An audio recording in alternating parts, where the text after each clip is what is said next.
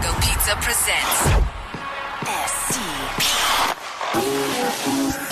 The Steve Dangle Podcast with your hosts, Steve Dangle and Adam Wild. Either Johnny Manziel's wife is the fastest runner in recorded history, or she cheated at a half marathon. Which is exactly how all of you thought this show was going to begin. Jesse, what are you talking about? And what is this? So after Johnny Manziel was banned from the CFL on, Wednesday? Wait, banned? He was banned. Yeah, banned. Wait, no, I thought he just wasn't re-signed. No, and then in the notice, they put that they wouldn't accept any contracts from any CFL team that tries to sign Johnny Manziel on the Alouettes release. The CFL put the notice that you can't sign this guy. Now, Johnny Manziel got banned from the Canadian Football League? Now, he was talking to a reporter, and he's like, haven't had any brewskis and haven't smoked any marijuana. Like, he was like such a, just a he's a dolt. He hasn't had any root beer at Jack Astor's? Really? Yeah. It's delicious, Johnny. You're not fooling anybody. I don't know. I know he's had his addiction struggles in the past. We're not making jokes about that, but that's a direct quote. I don't think it would have been addiction related. I don't know why he got banned. No one's really been clear about that. There's been some rumors. What are the rumors? Unsubstantiated rumors, but rumors themselves that pertaining to Johnny Manziel slipped up a couple times. Some things.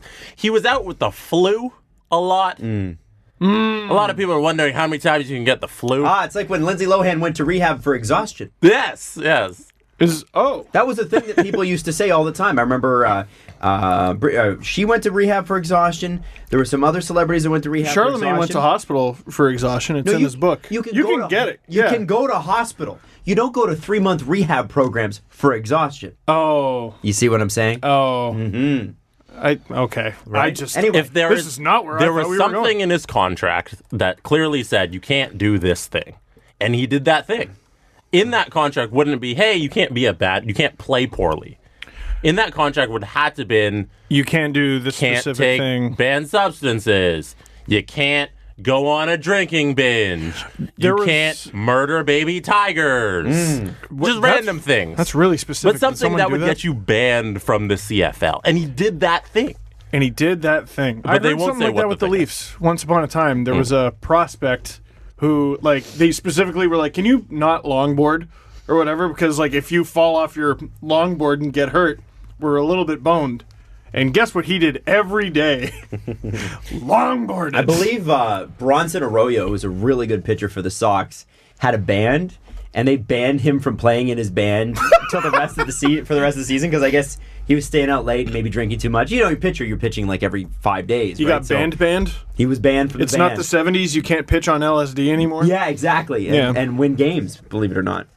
Get a no-no. Yeah, really. Get a no-no high. Love it. Imagine being talented enough to do anything. What was that guy's name? Oh, I don't remember. Doc Ellis. That's it. Doc Ellis and the LSD no-no. Yeah. Look that up, everybody. Great video. Back to the lead story. Right. After Johnny Manziel was banned from the CFL on Wednesday, his wife was posting about how she ran her first half marathon on Instagram, blah, blah, blah. And then, so she ran a very, very good time. It was, I think it was an hour and 31 minutes as she ran the first 6.4 miles. Something like that. Anyways, that's 10 kilometers, I think. The first 6.4 miles. No, her total run is an hour and 58. That's not bad. That's normal. Okay. But she posted her split for the first 6.4 miles, which came in at 1:31, averaging just over 14:20 per mile. Okay, that's weird. Okay. As in she was running 14 miles. Wait. So that's a pretty normal time. Okay. It's just that for the rest of the race, she finished in 27 minutes, which means she ran the rest of the half marathon in 26 minutes. So she ran the first half an hour and a half. What's the speed? 27 minutes. What's the speed? So her pace for that second half was 4 minutes per mile. To put that in perspective, 4-minute mile. To put that in perspective, the women's pace for the 10K, the world record pace for a 10K, is 4 minutes and 42 seconds. Wow. The men's world record holder did it in 4 minutes and 13 seconds. So Johnny Manziel's wife claims to have done it in 4 minutes. What is that in kilometers per hour? I haven't done the conversion. I would love to know because, okay, I know confidently Usain Bolt at top speed is around 37, 38 kilometers an hour. And that's running the 100-meter dash at the Olympics as the world's fastest man. He's a very fast man. The speed limit in a school zone is 40 kilometers an hour. Jesse? The gist of the story is... Oh, I thought you had an answer. People cheat at marathons? No way. Johnny Manziel's wife cheated at a marathon, and everybody caught her because she posted the first half of her run and surprisingly didn't post the second half where she broke the world record. What if... what if in his contract... She might be proud of. I just want to know how she managed to cross the finish line, if she got in a cab or what she did, or if she just... drove to the end. I don't know. Like that old Seinfeld. Was it Seinfeld? Yes. Or he cheats at the marathon. Anyways. What if his contract says you're not allowed to cheat at half marathons? And that's why he's banned from the CFL. Your spouse isn't allowed to. Your spouse isn't allowed to. That's right. God, isn't this so much better than talking about the Leafs game last night? I think so. That's my opinion. Well, it's a shame. It's a shame that for the second time in a row, the Leafs no-show John Tavares. Mm-hmm. And what? Against you know what's weird? This game that they lost 6-1 went better than the first one, in my opinion. They lost the first one, I think, 4-0, and that was at home. Mm-hmm. And they just looked like ass from start to finish. This one, the first half of the game, the Leafs looked so much better than I expected them to, and they were in it. They tied it up for a second. Until they called the goal back, just centimeters. How many more times are we going to talk about that stupid rule? For any team, I don't like that lifting the skate rule. I think it's like it's awful. If it's a body part across the line, it's a body part. Like it's just, and it's also sort of silly that it's one leg over, one leg back is still onside. Like just and how do you know? Like and how do you know? Well, that's what I mean. Like, how about we take both feet have to be on the other side of the blue line? How about we get rid of offside? Both teams have equal number of players. Or we funnily change the game. Yeah, fine, whatever. I mean, like, listen. We got rid of the two-line pass. Okay. Get rid of offsides. Okay. Get rid of them. Sure. Sure. I'm just saying what's weird about NHL rules is they go out of their way to make themselves as gray as possible. Like, to me, it's never made sense that you can straddle the blue line. You are offside if you put a leg over the blue line, in my books. Now, I do it all the time at men's league because, guys don't pass in men's league. So it's literally like, okay, I'm going to just float along this blue line until my guy decides to get across it. But I don't think that you should be able to have a foot over the blue line. Like, in soccer, you can't. In soccer, if you handle that ball, it's over. You know what I bet feels really silly? Offside in men's league. Like, what are you preserving? It's beer league! What are you playing with offsides for? Do you guys have refs? Yeah. League? Yeah, that's cool. There's actually TJ on our morning show had me come out to Oakville to play with him and his brother. And now I play in Moss Park in Toronto, and it is a barn. Like it's not the same as Oakville. Yeah, it's an old school 70s barn. I go out to Oakville. Like, it's one little rink, and it's undersized in Toronto, and we have offside, so people are in your face immediately. In Oakville, they're like NHL-sized rinks, and there's 12 of them with sliding doors. So you walk out of your change room, and the door slides open for you, and then you get out on the ice, and guess what they start doing? Pumping music throughout, and every time there's a whistle, they play like Guns N' Roses and like Van Halen and stuff. It's just crazy. Insane. It totally feeds the fantasy. It's amazing. But my point in all of this, that's cute. That's adorable. Yeah. Very adorable. And there's guys, that's cool. And then afterwards, you can go up to the bar that's in between the rinks and have a drink and watch someone else play. Like it's literally beer league. Literally beer league. Yeah. So I understand offside. I get why they have it. I understand, because here's the thing. I don't know that it would happen this way. They thought this would happen with getting rid of the two-line pass, and it never did. The goal sucking. Like, if you had they already do it. They already do it. If you had somebody at the hash marks that just sat there. There's 5-on-5. Guard them. He's inviting that. Go guard him. I don't hate it. It doesn't happen in basketball. Like, the guys don't sit at the other end of the court and wait for a pass under the rim. And you know what happens when it does happen in basketball? He dunks it and the crowd gets excited.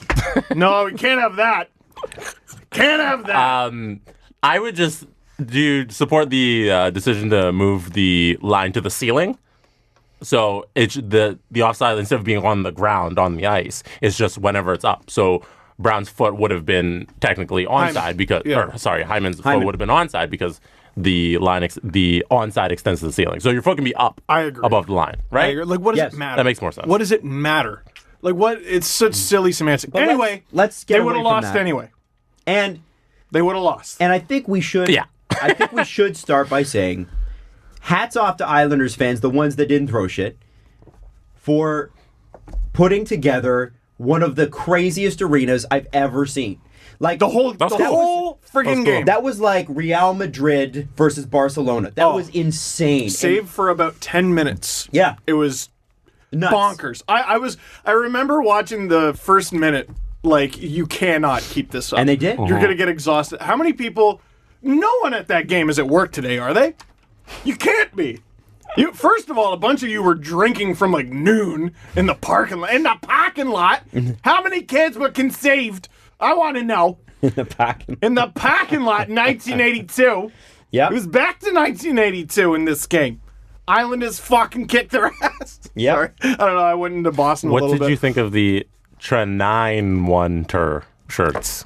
Oh, Jesse. You mean the trader with the 91? No, the Tre91 shirts. You know what they all say about Benedict Arnold, Jesse? He was a Tre91 tour. That's my favorite scene in Straight Outta Compton. Benedict Arnold. And then you see him, and then you see Ice Cube in the, goes right into the studio and does America's Most Wanted. I haven't and then just seen destroys. the movie. Oh, you haven't seen Straight Outta Compton? Okay. I haven't seen anything that isn't animated ever. This is why he doesn't want Game of Thrones. Yeah, I'm a child. Harry Potter. Because Frozen's on. And Harry Potter. Harry Potter's not animated. Partially. I guess. Dobby, believe it or not, is not an actor. Really? Yes. No. Nor is Creature. Or Winky. Those are all house elves. So let's get back to what really matters here. Back to the Tre91 tour. It was the Islander fan retribution. This was a cathartic moment. I love this. Yeah. Let me just be straight with you. I fucking love it. It was fun. I loved it. It was fun. I want that. I want that in Toronto. Now, you're not going to see the same sort of venom because Toronto, quite frankly, we're used to stars leaving. Most of them do. Yeah. But what I loved was the passion. I loved the energy. Mm-hmm. Now, if the Islanders fans could figure it out the other 40 games of the year, when they're averaging 10,000 people a night, which is league worst. Typical Leafs bankrolling the league. You're welcome. No. We filled your building. No. Okay, so You're welcome. I went on Hockey DB. What? Go back 7 years. The Islanders do not make it out of the bottom 5 other than once in attendance, and the only time they make it out of the bottom 5 is when they're bottom 6. They are averaging 10,000 people a game. But what about this season, Adam?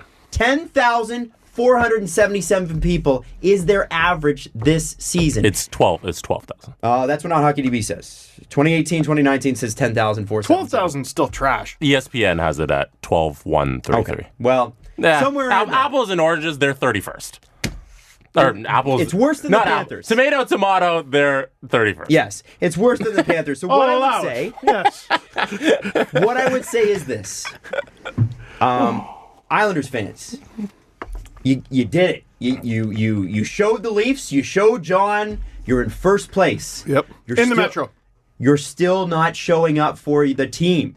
Yep. You're still not showing up other than when John comes back. Okay, so this is always a hard conversation to have because it's like we're talking to. I feel like we're talking to the most hardcore hockey fans. Yes. When we talk into these microphones, so it's like we're saying you got to do more. That's not true. The fans that the Islanders have are rabid. There just aren't enough of them. There's not enough of them. There's just not enough interest in the team. For that. And there's reasons for They that. were poorly managed, shitty building. We don't know where they play.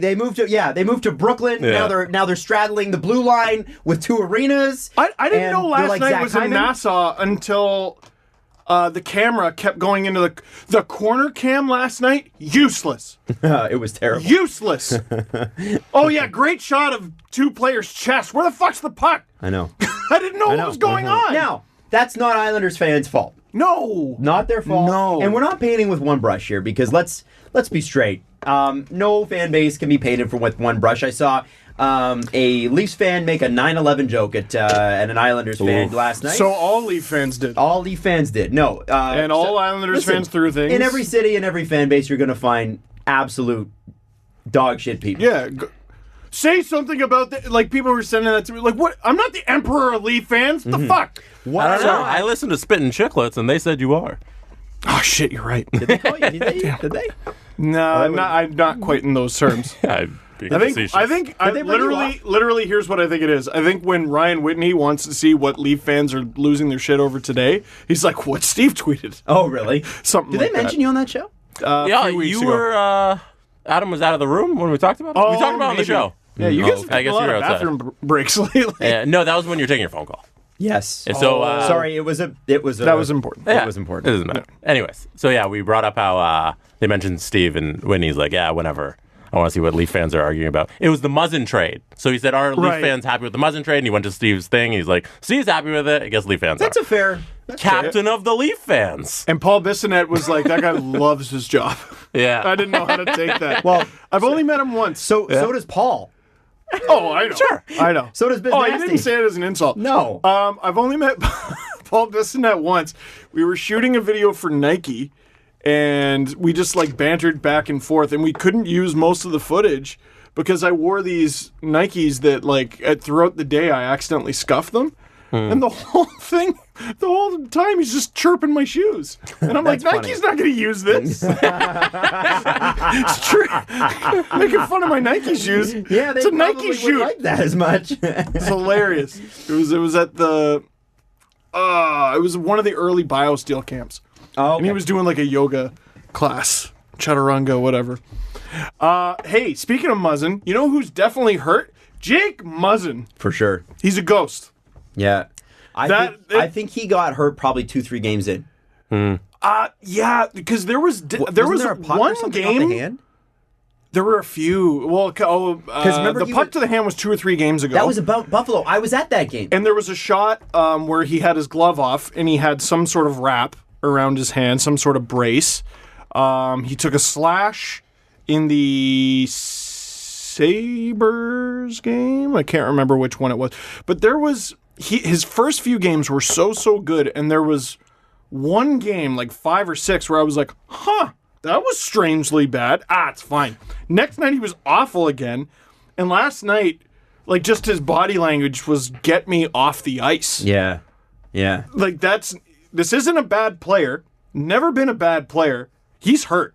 Mm-hmm. Jake Muzzin is playing hurt right now. I can't prove that. I'm just putting my foot down and saying that's what it looks like. I think so too. And I think, Leaf fans will make excuses for the way the team plays. So like this is they lost. This is not an excuse. So this is Muzzin is hurt. He's not playing to his potential. Mm-hmm. You can say when we'll talk about Garrett Sparks in a bit because I think it's a conversation worth having. You can talk about the fact that Dermott and Gardner are also out. And for a long time. Kadri's out, and the fact that Kapanen was going to sit out, and the Leafs are playing on the second half of back-to-back. The Islanders had every conceivable advantage in this game. However, but for the players that were there, that was an unacceptable, embarrassing, like give your head a shake effort. Am I right? Hyman Tavares-Marner was really good. Janssen, after an amazing game against the Oilers, had nothing left. The fourth line wasn't as effective. The Nylander line was all right. They're okay. It seemed like he was. It seemed like he had to drag his line a little Can I get myself kicked out of the studio right now? Can I get myself kicked out of Leafs fandom? You know who the Leafs' best defenseman was last night? Do not say Martin Marincin. Ron Hainsey. Oh. He blew a couple coverages, but you're right. So did everyone. Don't show me the numbers. Ron Hainsey was the least best defenseman last night. Why? He was breaking up plays. He was the only guy in front on many, many occasions. Justin Hall had a decent night. I was just going to say, that's the guy I liked. He had a pretty good night. There were a few times than he did the first time. Oh, well, fuck. I know he hasn't played. I know. Yes, I know. Can I argue that none of them had a good night, and Ron Hainsey was just kind of the best of the bad. The least not good. Least not bad. Sorry if I've given off the impression that I thought he was good. Yeah. He was the least bad. Okay. In my opinion, it was him and Justin Hall competing for least bad. And also, let's throw that out. Another asterisk on that. When Ron Hainsey is used in the role that Ron Hainsey should now be used in, he's quite effective. I think so. Martin Marincin should play with a shovel. That grenade launcher of a stick he has. Oh my God. I feel like if he was with like Dermott or someone, like someone who can just handle and skate with the puck and all he does is prevent zone exits. Or zone entries, sorry. Dude, that's all he can do at the NHL level. He can't handle the puck. Mike Babcock made a really good, interesting point. I don't know if it's a good point. A good, interesting observation. He said we're going to have to try out some new pairings and maybe we'll find something better that we didn't think we had. They want to call up Calle Rosen so bad. And he's injured. And so was Borgman. And by the way, for Leaf fans who haven't been paying attention, Borgman's like barely an option. Like he's always hurt, and when he's not hurt, he hasn't been playing well. Is this season a disappointment if injuries take down the Leafs? I think it's a disappointment. I think that question's too long. I think this season has been ridiculously hard for many reasons. In the sense, from a fan's perspective, because you've got the celebration of Tavares, and then you've got the anxiousness about Nylander. You got the anxiousness about Matthews. You got Paul Marner and Mitch Marner's agent spouting off to various publications about that contract. On the day Matthews signed. McElhinney and Sparks. McElhinney and Sparks and Pickard, absolutely. Did you mention Matthews' injury? Sure. No, that. And now, with 20 games to go, you've got Dermott and Gardner sidelined. And I read in 31 Thoughts that the Leafs are hoping that Gardner doesn't have to go under the knife for his back. Because that's it. James Myrtle said privately in his Athletic article that he's heard that whatever Parise had last year, and Wild fans can attest to this, he missed 39 games because of it and had to have surgery. That's sort of what Jake Gardner's got. And so, I think that, is it a disappointment if it happens? Sure, but that's the NHL, man. Yeah. And you have to have depth. And you're Jake Gardner, all right? Do you risk it? I think he would. Let's say the Leafs somehow pull this shit off and make a run. Let's say Gardner puts his back through 2 months of this. And it's not easy. And they don't even win. So let's say they lose in the conference final or even the Stanley Cup final. You put your back through. Boy, that'd be great. Wouldn't it be wonderful? You can't just jump and put them in the conference. God, let's get them No. You'll see. Game 7 of round 1, man. There's a reason I'm doing this. Get them to the playoffs. There's a reason I'm doing this.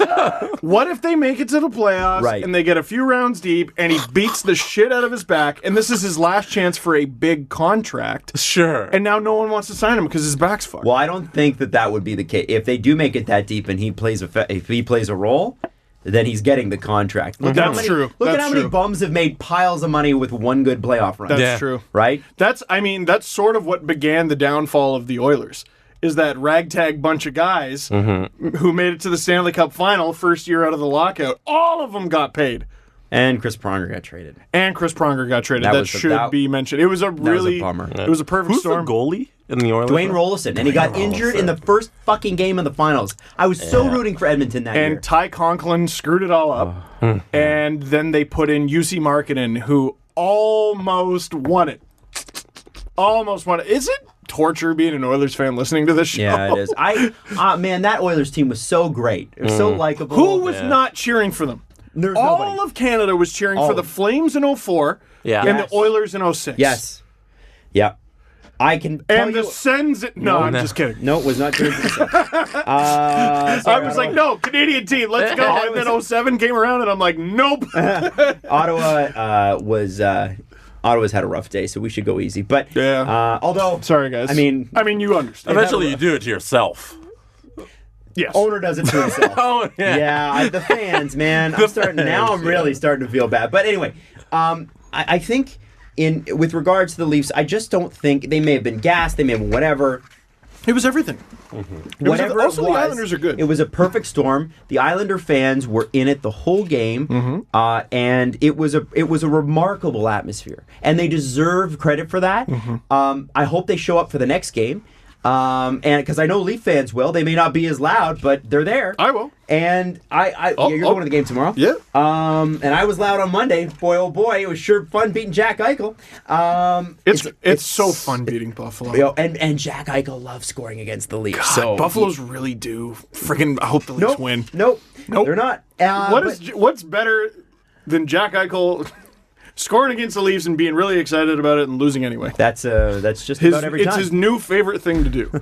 So I guess in conclusion of this, I know there's been a lot of Islanders and Leafs fans spitting venom at each other or whatever. You kind of had to let the Islanders let this out. I was hoping Tavares would walk in there and get a hat trick. Yeah. He played really friggin' he could have. Yeah. On that great. one power play alone. He was great. But Frig.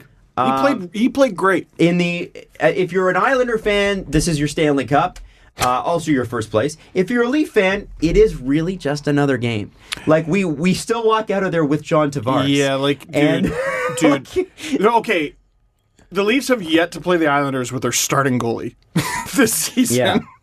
Yeah. Which we should get to. Yes. Second half of a back-to-back, backup goalie, everybody's injured. You're on the road. The Islanders had every conceivable advantage. There's still 22% of the season left to go. Did you know that? It's a lot. Significant. I would have thought there were 5 games left. Me thinks everything will be fine. Oh, yeah. Everything will be fine. And I haven't seen any overreaction really on Twitter today. I really haven't. Really? You deleted off your phone? Oh, I guess I did get on and start hashtag Tavares Day TO. And that's great. Thank you for the bump. It is still trending in Canada as of now, and it was trending in Toronto within an hour. Jesse will not retweet it because he doesn't like it because he's a big meanie. Adam, you just said you haven't seen any overreaction. Uh-huh. Have you been to your own Twitter account? Oh, man. What did I do? What did I tweet? Hashtag John Tavares Day is a bit of an overreaction. I think it's just supporting the guy. What has he done to deserve a whole entire day? Be a Leaf! Sometimes we just need a hug. It was a rough night for him. Yeah, but to deserve an entire day? Oh, Jesse, you are just too cynical, okay? Can we just? No. I read a Deadspin title today. Oh, what did it say? It said Johnny Manziel is responsible for... Toronto gives day to guy who didn't win anything yet. Oh, wait, actually... He's talking about John Tavares Day. Wait, did Deadspin actually write about Adam's hashtag? I made that up. Oh, because I'd believe that. Oh, I don't care. Hey, here's the tweet. Let's write 3,000 words on it. Listen, noted Islanders fan Jesse. The only thing is, I feel like last night was really hard for him.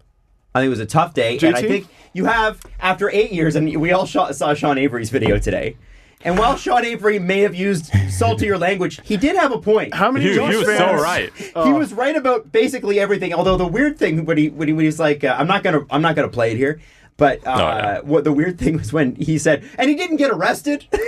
Like, Sean, what is he referring to? Yeah. Also, how many Leaf fans were retweeting that? Like, yeah, everybody, Sean Avery has a point. You know that it's like what person you dislike has. What terrible! The worst person you know makes a great point. Now, Sean Avery is, I don't know if he's a bad guy or not. He's made some shitty comments in the past, though. Yeah. But in a sense, I didn't like the way he went after Islanders fans, but in a sense, he was right in what he was saying. He's a Ranger, man. Tavares gave his heart and soul to that team. The team was in complete chaos the entire time he was there. And then he finally said, okay, I've had enough after 8 years. That's how I look at it. Islander fans obviously look at it differently. But I don't think that he's wrong. I think he's absolutely right. If you're an Islanders fan, you really got to look at this as like, you guys had your chance, and then you were so shitty to him when he came back. And people were booing him during the tribute. And I was like, come on. He was there for almost a decade, and you know who was getting paid before he got there the entire time he was there and is currently still being paid by that team? Rick DiPietro. Yes. Yeah, and I tip of the iceberg, man. And I just look at that and I think, the reason I brought up the hashtag was I was tired of Leaf fans and Islander fans pissing venom at each other, and it was better than I thought. And I also wanted to be like, let's support our guy. He's committed to us now. He's come home. Let's do something positive for the guy. If he sees it, great. If he doesn't, then it's positive energy out there for us and not the fake positive shit, but the real thing. We love John Tavares in this town. He's had a great season. He's been the best free agent pickup of all time in the NHL, especially in the current era. For the Leafs. And you know what? He's been amazing. Let's support him. Sure. I think it's a little much to give him a day. I think teams get days when they... Key to the city? Teams get days when they win championships. All right. Jesse, that's a team day. It feels so Toronto to be like, he got booed. We need to support him. Let's give it an entire day. Imagine it's a tiny bit of your friends, Jesse. No, but it's a tiny bit of an overreaction. If John Tavares was getting an award at the Humber Radio Hall of Fame, would you go? I was there and I was committed, unlike someone who didn't even know what was happening. Wow. Oh, that's funny. I'm going to reserve the John Tavares day when he wins a playoff game. It would just be nice if you... If you would just be nice if you could just tweet that hashtag once, just to keep it going for your friend Adam and for your friend John Tavares. That's all I'm saying. Now, Garrett Sparks. Yeah, they whiffed, eh? Garrett Sparks has been a divisive issue for Leafs fans this year. I'm so sick of it. Just hang on. Okay. Let me get into it. Yeah. There are those, and many in the advanced stats community who would argue, well, hey, listen, his numbers are actually pretty good relative to what he's seen. He hasn't seen, a lot of the times he gets back-to-backs, so the scoring that he gets is way less than the scoring Freddie gets. And usually when you're more tired, and I can tell you this from playing shitty hockey, but hockey all the same most of my life, that when you're tired as a forward, you maybe slow down on your way back, and maybe not supporting your defense the way you maybe should be. And let me jump in with something. Oh, they're professional athletes. Playing against other professional athletes. It's almost as though the human element doesn't apply to some people. I've been saying this for years and years. They're tired professional athletes playing against rested ones. Rested wins, always. Mm-hmm. Or has the advantage. Totally. So, I guess there's that. So, I want to give Garrett Sparks that. And I want to give Garrett Sparks the fact that he played extremely well last year. He deserved everything he got at the AHL level. What I will say now is that I do not believe I've seen an NHL goaltender in Garrett Sparks this season. It was a mistake. It was a mistake. It was a mistake. He shouldn't be goalie. No. And I think when you saw it, you know where I really saw it yesterday? And I've seen it a couple times. That cross crease pass where he was just flopping. He is the biggest 5-hole in the league. I don't. It was like, dude, have you never seen a cross ice pass? Like, and I know it's easy for me. I've never played goalie, and I certainly would never play it at a professional level. But I do expect more than that. And I think his positioning was terrible last night. And he looks so small. Like, he looks skinny. Really? Like, in so? Net. Like, Freddie, like, they all, I think they have the same equipment, but, like, Freddie's, like, fat by today's standards. Like, just the way he looks Freddie in real life, though? He's tick. He's very not fat. But he's like lean, and like apparently he's lost weight too. Oh yeah, like he's a tree I want to trunk. say he's listed at. Actually, Jesse, this might be interesting. Sure. Look up the heaviest goalies in the NHL. Freddie might be it. Might be the heaviest one, I think, because the goalie. Hold on, is he a heavy player? He's a very heavy player. He plays. Maybe Freddie should be. Up there playing with Jaime. How about that? There you go. How's that? He's the power forward they've been looking for. Absolutely. In waiting. While Garrett Sparks is in net, put Freddie on forward and have him forecheck out there. And give him the goalie paddle, too. Could you play two goalies? Why? Is that against the rules? Yes, that is against the why? rules. Why? Because 4 skaters and 2 goalies. Why? I don't understand. Why? I think there's some reasons for that. Let's not get into that. Let's not distract from the actual conversation about. Fine. You're right. I think people are curious to hear your take on Garrett Sparks. Listen, I will die on the hill that logically, it was the decision to make at the time. What I disapprove of is losing Mac and Pickard for nothing. And the plan was to reclaim them. And apparently they did put a claim in on Pickard, but he was claimed by, I want to say, Philly before they had the chance. And Philly had a better pecking order. Like, if that was your plan all along, that's irresponsible. Like, that was always a possibility. One idea I floated, and I actually thought that this would be the best idea, and I might be... it might be like, hindsight 2020, but I did say it on the show. Okay. I thought that the thing to do in training camp was to trade Garrett Sparks. I thought that his value was at an all-time high, that no matter how he was going to do this year, he wouldn't have enough opportunities to prove that he was great.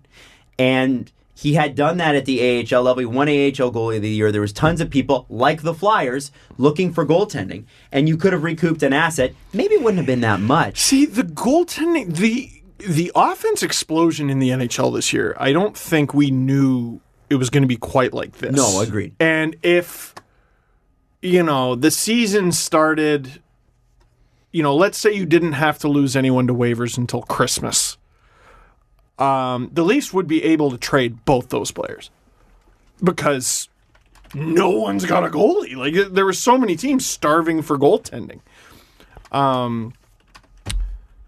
For crying out loud, they got Hutchinson, who was awful for the Panthers, for a fifth. Yep.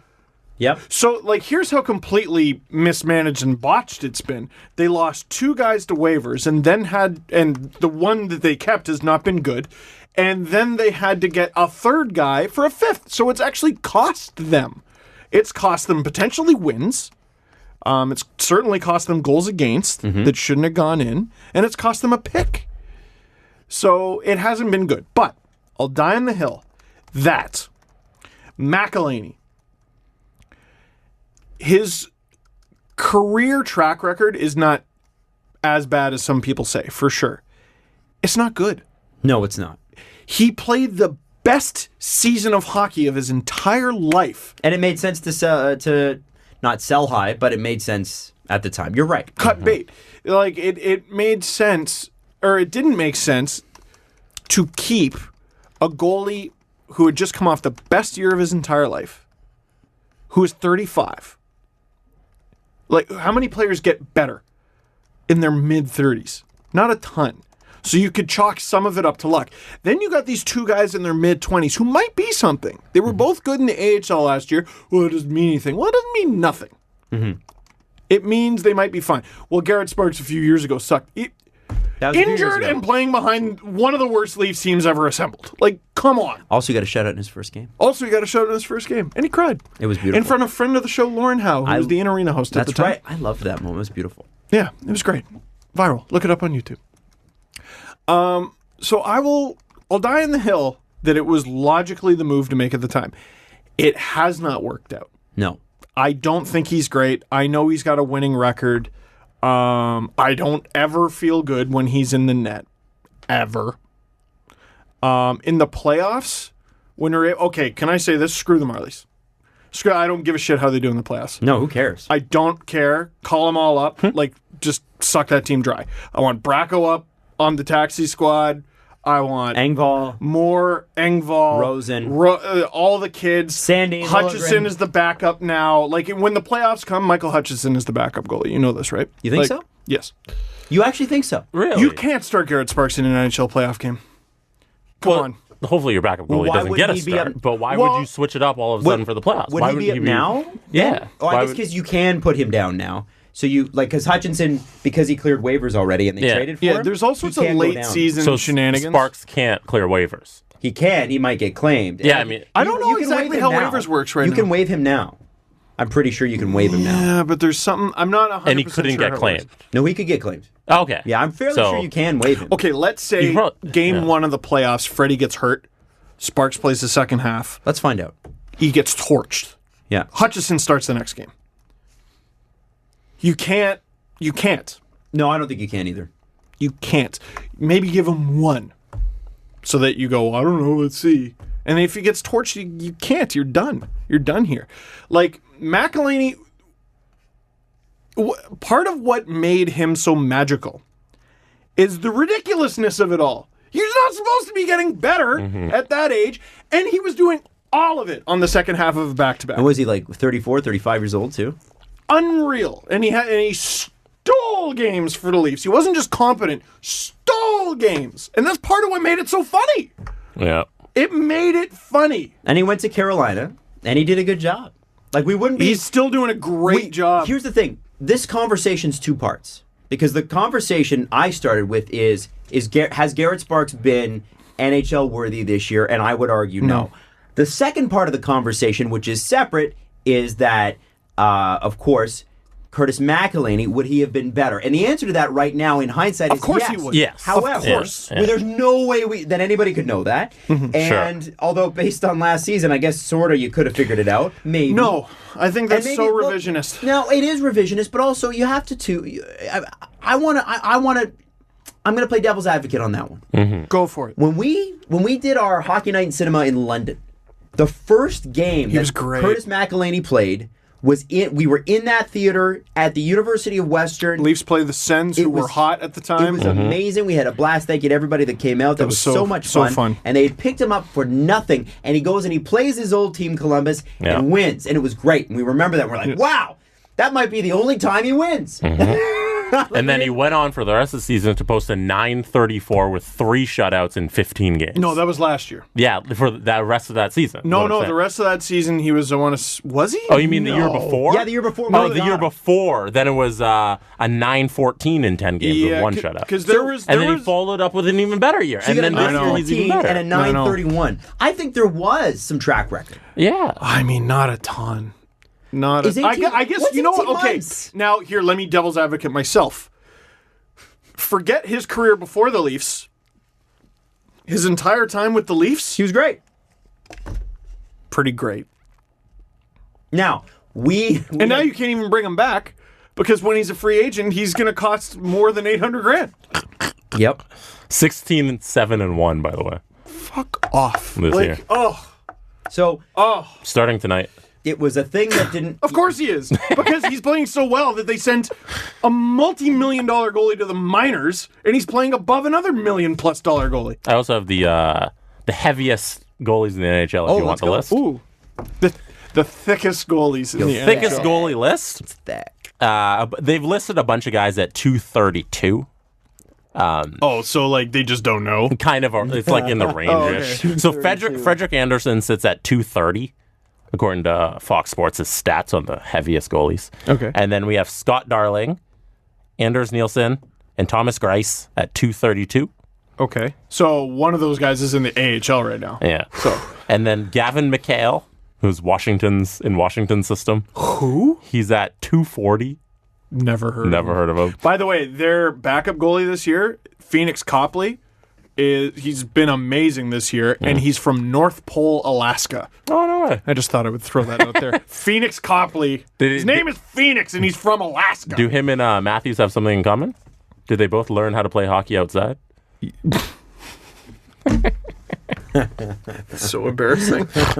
Yeah, that was a rough question. And the winner beats the Leafs again. Robin Lehner. 240.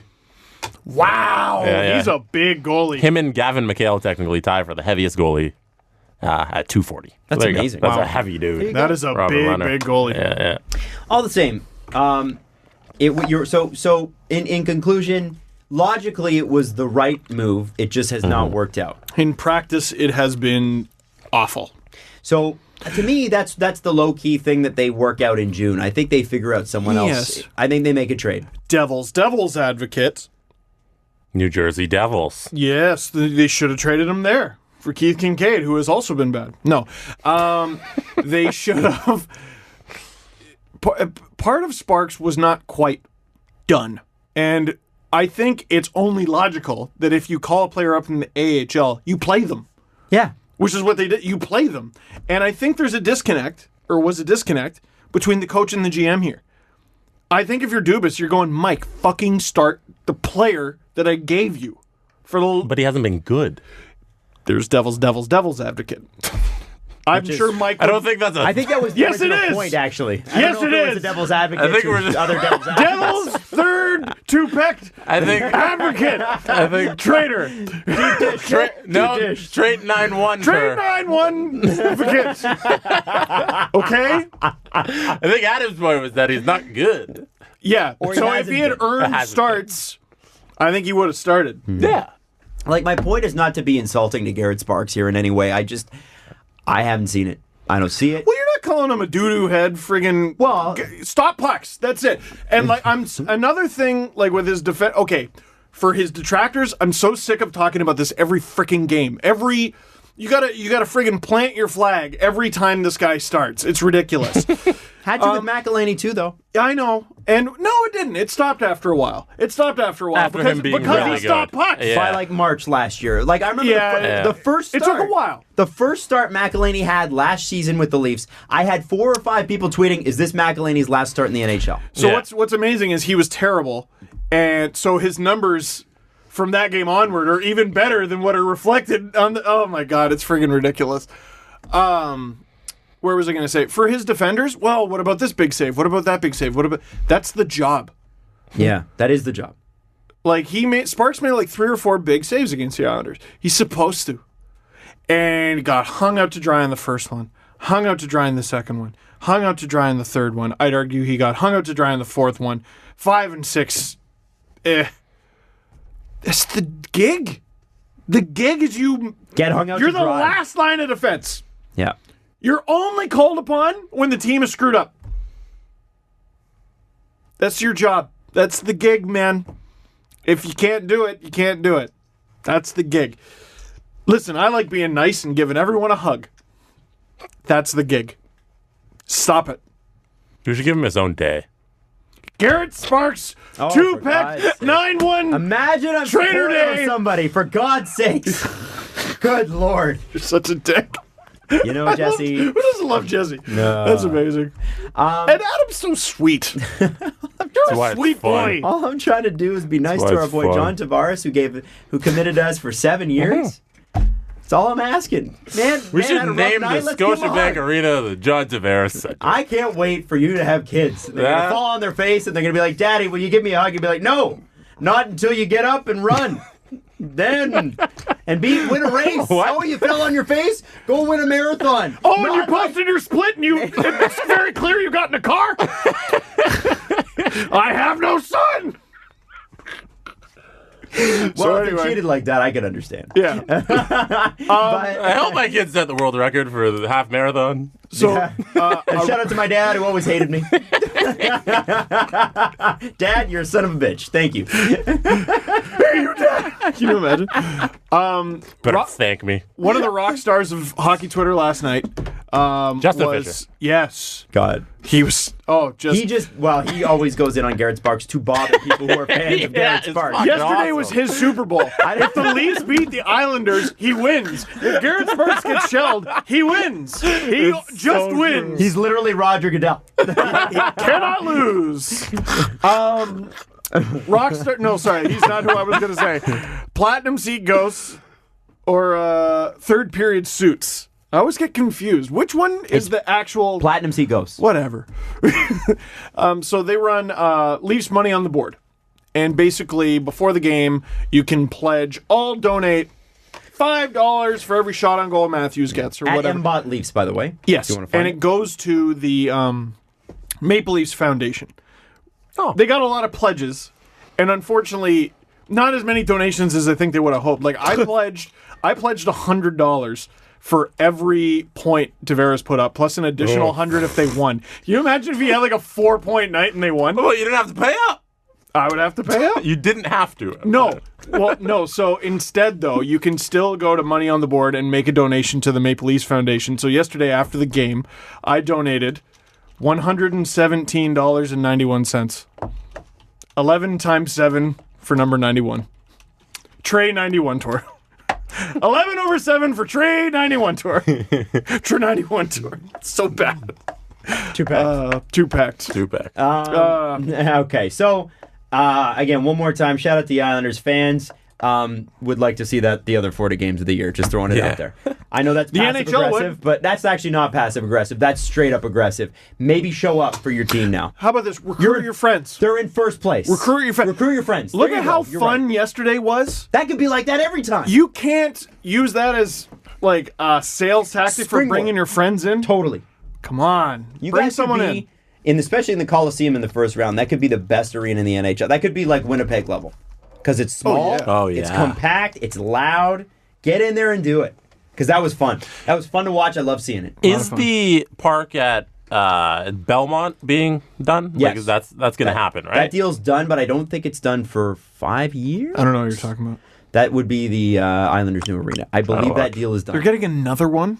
Yeah. Well, yeah, because the Brooklyn one was never meant for them. Oh, right. And they have like a rev share agreement where they get, I don't know, like, I think that Brooklyn Arena pays them $50 million, and then they have to try to make money off the tickets. I don't know. It's really stupid. Definitely signed there long term. Sorry, I just looked it up. It says construction will begin this year and should be done by 2021. And the tenants are currently the New York Islanders. Like, I mean, you got to admit that's a freaking mess of a situation. Yeah, but it won't be in a couple years.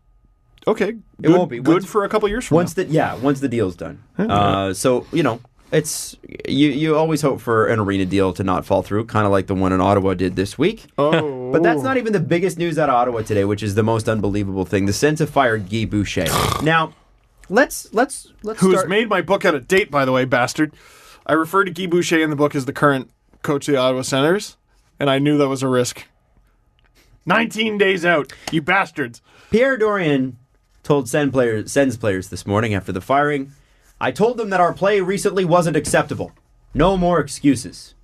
Was this press conference from Belleville? Because that's who's playing for the team right now. Acting Fullerman tweeted this. That was a Frank Zaravelli tweet.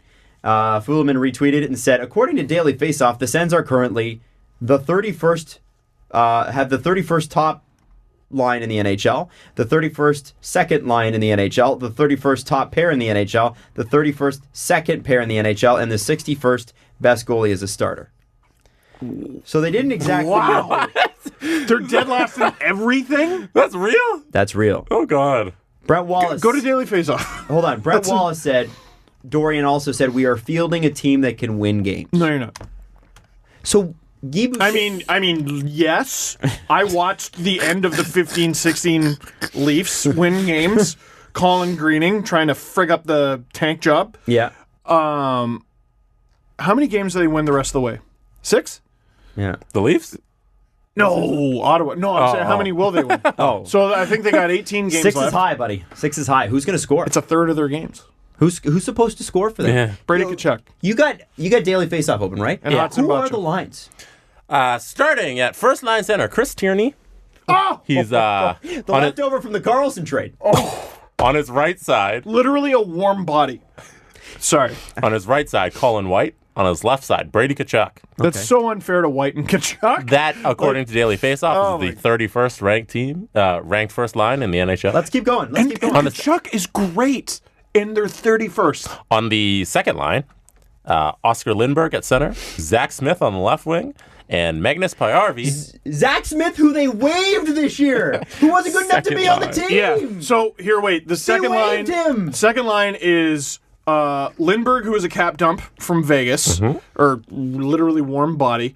Pajärvi, who I want to say is like signed a league min, and who is the other guy? Zach Smith. Zach Smith, who was put on waivers. Third line. Magnus Pajärvi is he the same Pajärvi from the Oilers? Yeah, he is. Yeah. From all those years ago with Horkoff? It's almost like the Oilers aren't good at development. Yeah. Yikes. Third line, Pajot up center, Anthony Duclair on left wing, Bobby Ryan on the right wing. Okay, I'd argue that's their best line. Why is Bobby Like, that's Ryan, not bad. Why is Bobby Ryan still a third liner on this team? It's just shocking. No, I would... Shit, that's their best line. All right. Pajot's not a bad player. Bobby Ryan can still play. Duclair's on and off, but he can play. Tell me this is a real person. Their fourth line center, Brian Gibbons. Oh, they got him from the Ducks in exchange for the defenseman, Pat Siloff, who knocked Clark MacArthur unconscious at training camp a couple years ago. Oh, that guy. So a lot of Sens fans would say, I mean, essentially, I think he played after that. Oh. That would I want to say he returned for the playoff run, and then that was it. I think. So I think Sens fans would argue they won that trade. However, Brian Gibbons, allegedly, the left wing on their fourth line, Rudolph Balcers. The right wing on their fourth line, Mikhail Boddicker. Yo, Boddicker, who they got in the Karlsson trade, is fourth on line, right wing. This team's fourth line. Wait, did they get Boddicker from San Jose? I don't know. I think so. That makes sense. Sounds familiar. I can look it up. No, I think they got him for Hoffman. Who cares? I can't even remember. Defense pairings, Shabbat, DeMello, Harper, Ceci, Wolanin, Yaros. So supposedly they were hard matching Harper Ceci against McDavid. Who won that game, by the way? I missed that last Edmonton. Yeah. Who won that game? Everyone who didn't watch. Koskinen started after starting against Leafs and getting lit up. Whoa. Which they is started like their starter 2 games in a row. But it's also like this practice for Koskinen because it's the Senators. We're gonna have to pay you a lot more money next year. Yeah. So we may as well keep playing you. Get his confidence up. I agree with Last 12 games, lost 10 of them. Koskinen, last 12 starts. That's a Koskinen contract if you're talking. It's going to cost them. Better, way better. Say it again. It's going to cost them. I think it was the second game into that streak he signed the new deal. So since signing the new deal, he has like 9 losses. Rough. Man, I forgot what team we were criticizing. Oh yeah, No, sorry. What I was going to say is Ben Harper is objectively bad. But wow, injured. Marian Gaborik. I got a great Ottawa Senators thread for you from Twitter. Has you he ready? Played? Okay. No, Marian Gaborik hasn't played, and then there's somebody else on LTIR, isn't there? I could bring up their cap friendly. Somebody else. Without Marian Gaborik's contract, I don't know that they'd hit the floor next year. But here, let me read this. This is long. Clark MacArthur. Still getting paid. Let me read this from @Ryan Classic. The Ottawa Senators, since losing Game 7 in the Eastern Conference Final, take a deep breath, everyone. Brian Murray passes away. Very sad. That's awful. You gotta give it to Brian Murray for handling Eugene Melnyk the way he did. It's now come to light that Brian Murray managed up hard on Eugene. Yeah, it's... Wow. I mean, okay. Magic worker. So can I continue and then I'll say what I gotta say? Owner Eugene Melnyk threatens fans at outdoor game that he'll move team. Melnyk tells Brent Wallace he'll bury him. Most talented player in franchise history, Erik Karlsson, put on trade block. Assistant GM Randy Lee accused of sexually harassing a 19-year-old bus driver. Melnyk hires the Larry Flint lawyer to represent Randy Lee. New COO has to be hired before Randy Lee is suspended. Randy Lee steps down. After months, new assistant GM is finally hired. Mike Hoffman's girlfriend stalks and harasses Erik Karlsson and his wife online, allegedly. I don't know that was proven publicly. I know that they had a separate... I know they had an investigator check it out. I don't know if the police ever proved that, so I don't know how to speak about that. At minimum, that's what the Karlssons think happened. Yes. Which is important enough and to the it was Sens. bad enough that they need to hire a private investigator. Yeah, went to court. So, fan favorite Kyle Turris is shipped off. Team traded potential first overall pick in 2019 for 1 year of Matt Duchene. Started rebuild 2 months later after the trade. Fans started to revolt against owner, erecting billboards on their own, self-funded. Daniel Alfredsson leaves again, this time from the front office. Alfredsson later says to reporter he hopes a new owner comes soon. Melnyk fires CEO, names himself new CEO. Erik Karlsson's son is stillborn. Very sad. That was brutal.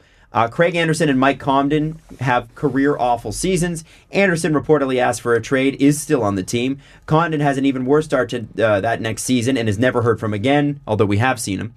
He's gone. I didn't know Anderson asked for a trade? Yeah, I remember that. Oh, I do remember that. Yep. Not enough money for ushers in the third deck. Oh, I forgot about that. Yo, there's so many things that... completely lost in the ether. First town hall meeting. This is almost like what's happening politically right now. Like, there's so much shit you don't know. You forget everything. You just forget. First town hall meeting allowed reporters. First town hall allowed reporters, but banned recording gear and laptops. Town hall meeting where owner said Alfredsson wanted to leave. Promised not to trade Karlsson at draft and make contract offer. This keeps going. Karlsson turns that offer down, allegedly, had no trade protection in the offer. Is this written on a scroll? Yeah, it's the longest set of tweets. This should be a blog post. Karlsson traded for 6 assets. Karlsson states he believes that if he'd signed the offer, he'd have been traded anyway. Karlsson did not thank owner on the way out. Jonathan Petrie passes away. Really sad, too. He was the fan. Jesus. Man, that was brutal. So this is... just a list of awful things that have happened around the Senators. And I don't know if this is all in the same timeline, but it's about the same area. Right? I was about to say, is this in order? I don't know. Clark MacArthur forced to retire from concussions. Dion Phaneuf traded to LA. His retained salary is now second highest on Team D. Onesies with team logo have to be recalled for a choking hazard. I didn't know that. I do remember that. Cody Ceci accidentally sets girlfriend on fire. Friend's girlfriend on fire. What? I don't know. I'm gonna have to Google that story. Wait, Ceci did that? Cody Ceci accidentally sets friend's girlfriend on fire. Can we Google that? Yeah, hold on. Is that a joke? That can't... Like, did you just try to slip one in? That can't be real. Can we? Yeah, we'll find out here. The night a woman burst into flames in Cody Ceci's backyard and her long road to recovery. This is from the Ottawa Citizen on July 6, 2018. Can we get the gist of it? I am looking through. I'm going to go ahead and say this was an accident. That sounds like an accident. Adam, keep going. We're going to keep going. But Jesse, give us the thing when we're ready. Melnyk and Borowiecki have a Twin Peaks level interview. I would say between two ferns. Between two ferns, 100%. When asked what fans can look forward to, Dorian pauses for over 5 seconds. His answer, we're a team. O logo replaced at center ice by 3D Centurion. It is? I didn't know that either. Just make it the Hamilton Ticats logo. This guy's Harold Ballard. Team refuses to refund season tickets after Karlsson trade. Season tickets down by 4,000. Opening night, heavy balls are dropped on fans. Oh, yeah, remember that? They just friggin' plummeted from the... Uber video showing players roasting assistant coach in defense. Post media refuses to take video down. Ken Warren kicked off team charter. Ken Warren. I think he was the reporter from that outlet. Right. Mm-hmm. So that was their way of punishing Post Media. Something called Furry Night, actually referring to pets, happens. Okay. That's... For those of you who don't know... I'm not even going to get into it. No, there's a sexual... people have attractions to each other. They dress up like animals, basically. Yeah. But furry ones. And they refer to themselves as furry. Right. Team forgets to hire promo photographer for LGBTQ night until a week before event. What? Team adopts dog, immediately goes on losing streak. Okay, that's funny. Melnyk tells a group of sponsors in Toronto the team will spend near the cap in 2021. Says they will have 5 years of unparalleled success. Keith Tkachuk publicly states he wants Mark Stone signed to keep helping his son because they're good friends. And that was apparently a very tearful goodbye. I remember hearing the interview of him, and Mark Stone was going to call Brady afterwards. Matt Duchene traded to Columbus for multiple assets. Dzingel traded a day later to Columbus for multiple assets. Stone traded to Vegas a days later for 3 assets. Duchene and Stone say they both received fair offers from the Senators, decided not to sign. Stone agrees to deal with Vegas in 30 minutes. Stone says he likes Vegas' owner's commitment to winning. Melnyk caught on video saying Stone trade has been planned for some time. 6 players remain from the 2017 playoff roster, and it ain't done yet. Coach Guy Boucher fired under 24 hours after Dorian says the decision will be made in the spring. Dorian jokes around during Boucher press conference. I didn't see the conference today. Every single press release includes rebuild in some form. Downtown arena deal starts and stops multiple times. Pro Melnyk Twitter bots use stock photos of women's faces. I forgot about Amy DeZiel, chief marketing officer, says there are as many anti-Melnyk bots as pro-Melnyk bots. Yeah, I don't know about that. LeBreton Flats, facts.com. Not a good one, so you check that one out. Melnyk sues former LeBreton Flats co-developers for $750 million, was countersued for $1 billion. Arbitrator bought in. Deal falls through completely. Pierre Dorion refers to Mark Stone trade as his proudest moment as GM. Oh, that was bad. Dorion does not think there's a disconnect between team and fans. Well, what else is he going to say? Dorion inexplicably doxes himself from Navin Arena? At Navin Arena? Doxes himself at Navin Arena? What's doxes? I don't know. Reveals... Oh, my God. I forgot about this saga. Remember, there was a Twitter account that Travis Yost unearthed. I think this is the same thing. That it was basically... I can't remember if it was critical of the Sens or if it was planting positive things as the Sens, but basically the accusation was that Pierre Dorion was his burner account. Oh. And this was like right in the middle of all the Brian Colangelo stuff. And oh yeah, remember that? I do remember this. The Sens are the top team in the league. Dox, by the way, means search for and publish private or identifying information about a particular individual on the internet, typically with malicious intent. Yeah, so he basically revealed that it was... The allegation is that he revealed himself, but he denied it, and so did the Twitter account. I think it's still active. Post-trade deadline radio call-in show lasts 12 hours. What? I guess that's the TSN thing. I guess they were just inundated. Because that's the only sports station in the market is TSN. I think so. Ian Mendes. After trading top 6 scorers from last season, Dorion tells the team, which was today, they have no excuses. Doug McLean and Brian Burke both roasted Dorion and Melnyk on Sportsnet. Now, I feel bad for Dorion, but now I'm starting to not to because he could resign at any time and go, I can't do this anymore. He should. Well, should he? Or should he just collect his paycheck and go, I'm going to go have to work in Europe after this? I'm going to talk to 2 people directly right now. Number 1, Pierre Dorion. Resign. If you ever want to work in the NHL again, resign. Not because you're doing a bad job. Get out of that nightmare. You're going to permanently ruin yourself. Look at John Ferguson Jr. He's an AGM now. It's going to take him... I wonder how long it's going to take for him to become a GM. Now, there's rumors about... Seattle. The Oilers and Seattle. Wasn't it Seattle? It was Seattle, and he was also rumored to be in on the Oilers job. Oh. Yes. It's been over a decade. Resign now. Now, he's never going to hear this, and if he does, he's not going to resign. So I'm going to talk to my backup plan. Brian, get Larry. We're going on a heist. We're going to steal Pierre Dorion. We're going to shove him in the trunk. And we're going to get him out of that mess. We're going to rescue him, Brian. 5 or 6. Yes, Not Brian 5 or 6. Yes, Not Brian Burke. Context would be Not great. Brian Burke. Okay. Brian Griffin, Family Guy? Where's Brian? We gotta save this man. We have to save him. Bryan Cranston. Brian Cranston. Is he the one who knocks? Brian He Adams? is. Why are you guys stepping all over my bit, man? I'm sorry. Here comes Iceberg. Yeah, you guys are both iceberg. We're iceberging you right now. Sorry. Go ahead. Brian 5 or 6, we gotta save Pierre Dorion. That's all I was getting at. Do you think Brian really wants to save Pierre Dorion?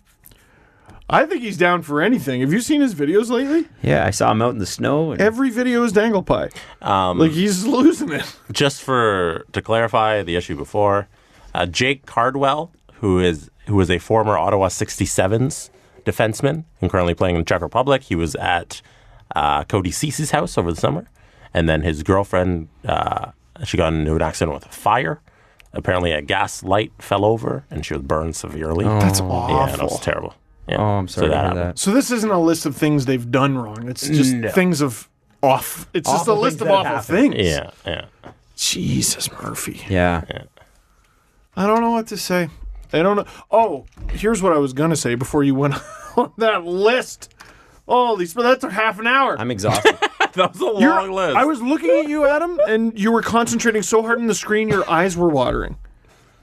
Also, it didn't help that the guy that runs that Twitter account's got really weird color schemes, and I was like, couldn't read it properly. Or maybe I'm just tired. Maybe you're just tired.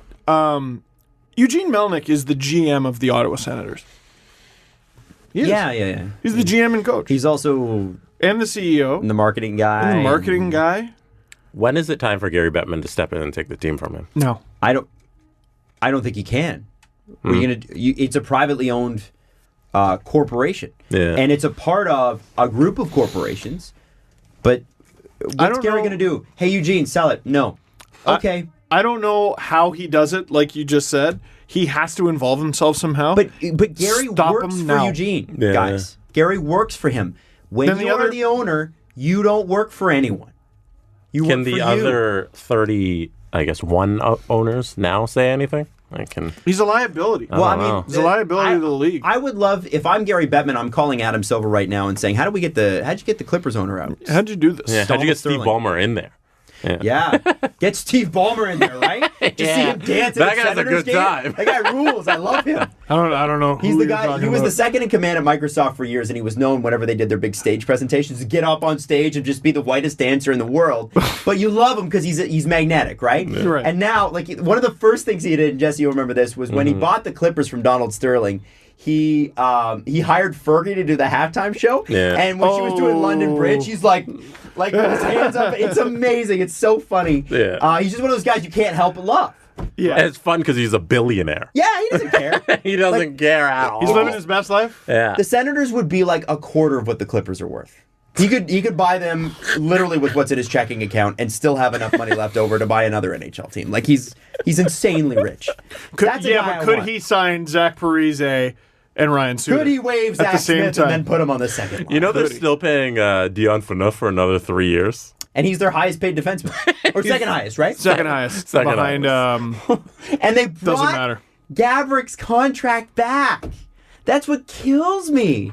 Bro. Gabrick, they're paying Gabrick and they have no money. That trade was an disaster. Abomination. Better to keep Phaneuf and just have a player. Oh, yeah. I don't know who orchestrated it, if it was Pridham, Dubas, or Lou, or Hunter. Oh, you mean the Leafs one? The Leafs trading Phaneuf to Ottawa, no salary retained, is without a doubt their biggest heist of the last 10 years.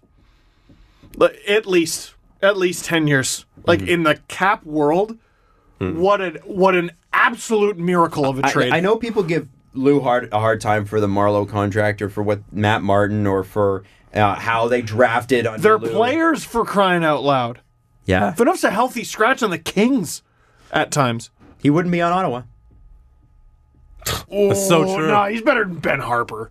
He wouldn't that's be. what I said. Yeah, he said he wouldn't be. That's why they should have kept him. Yeah. Because he'd be playing. I'd rather pay, if I'm Ottawa, I'd rather pay Dion Phaneuf the full amount and at least have a guy playing. Because what they're doing right now, they get the cap relief from LTIR, but they never spend the cap anyway. Well, and next year... And they're paying Gabrick. They are paying him. And next year they might not make it to the floor, apparently. Yeah. So, although I have to say, if Gabrick's contracts, if it is insured...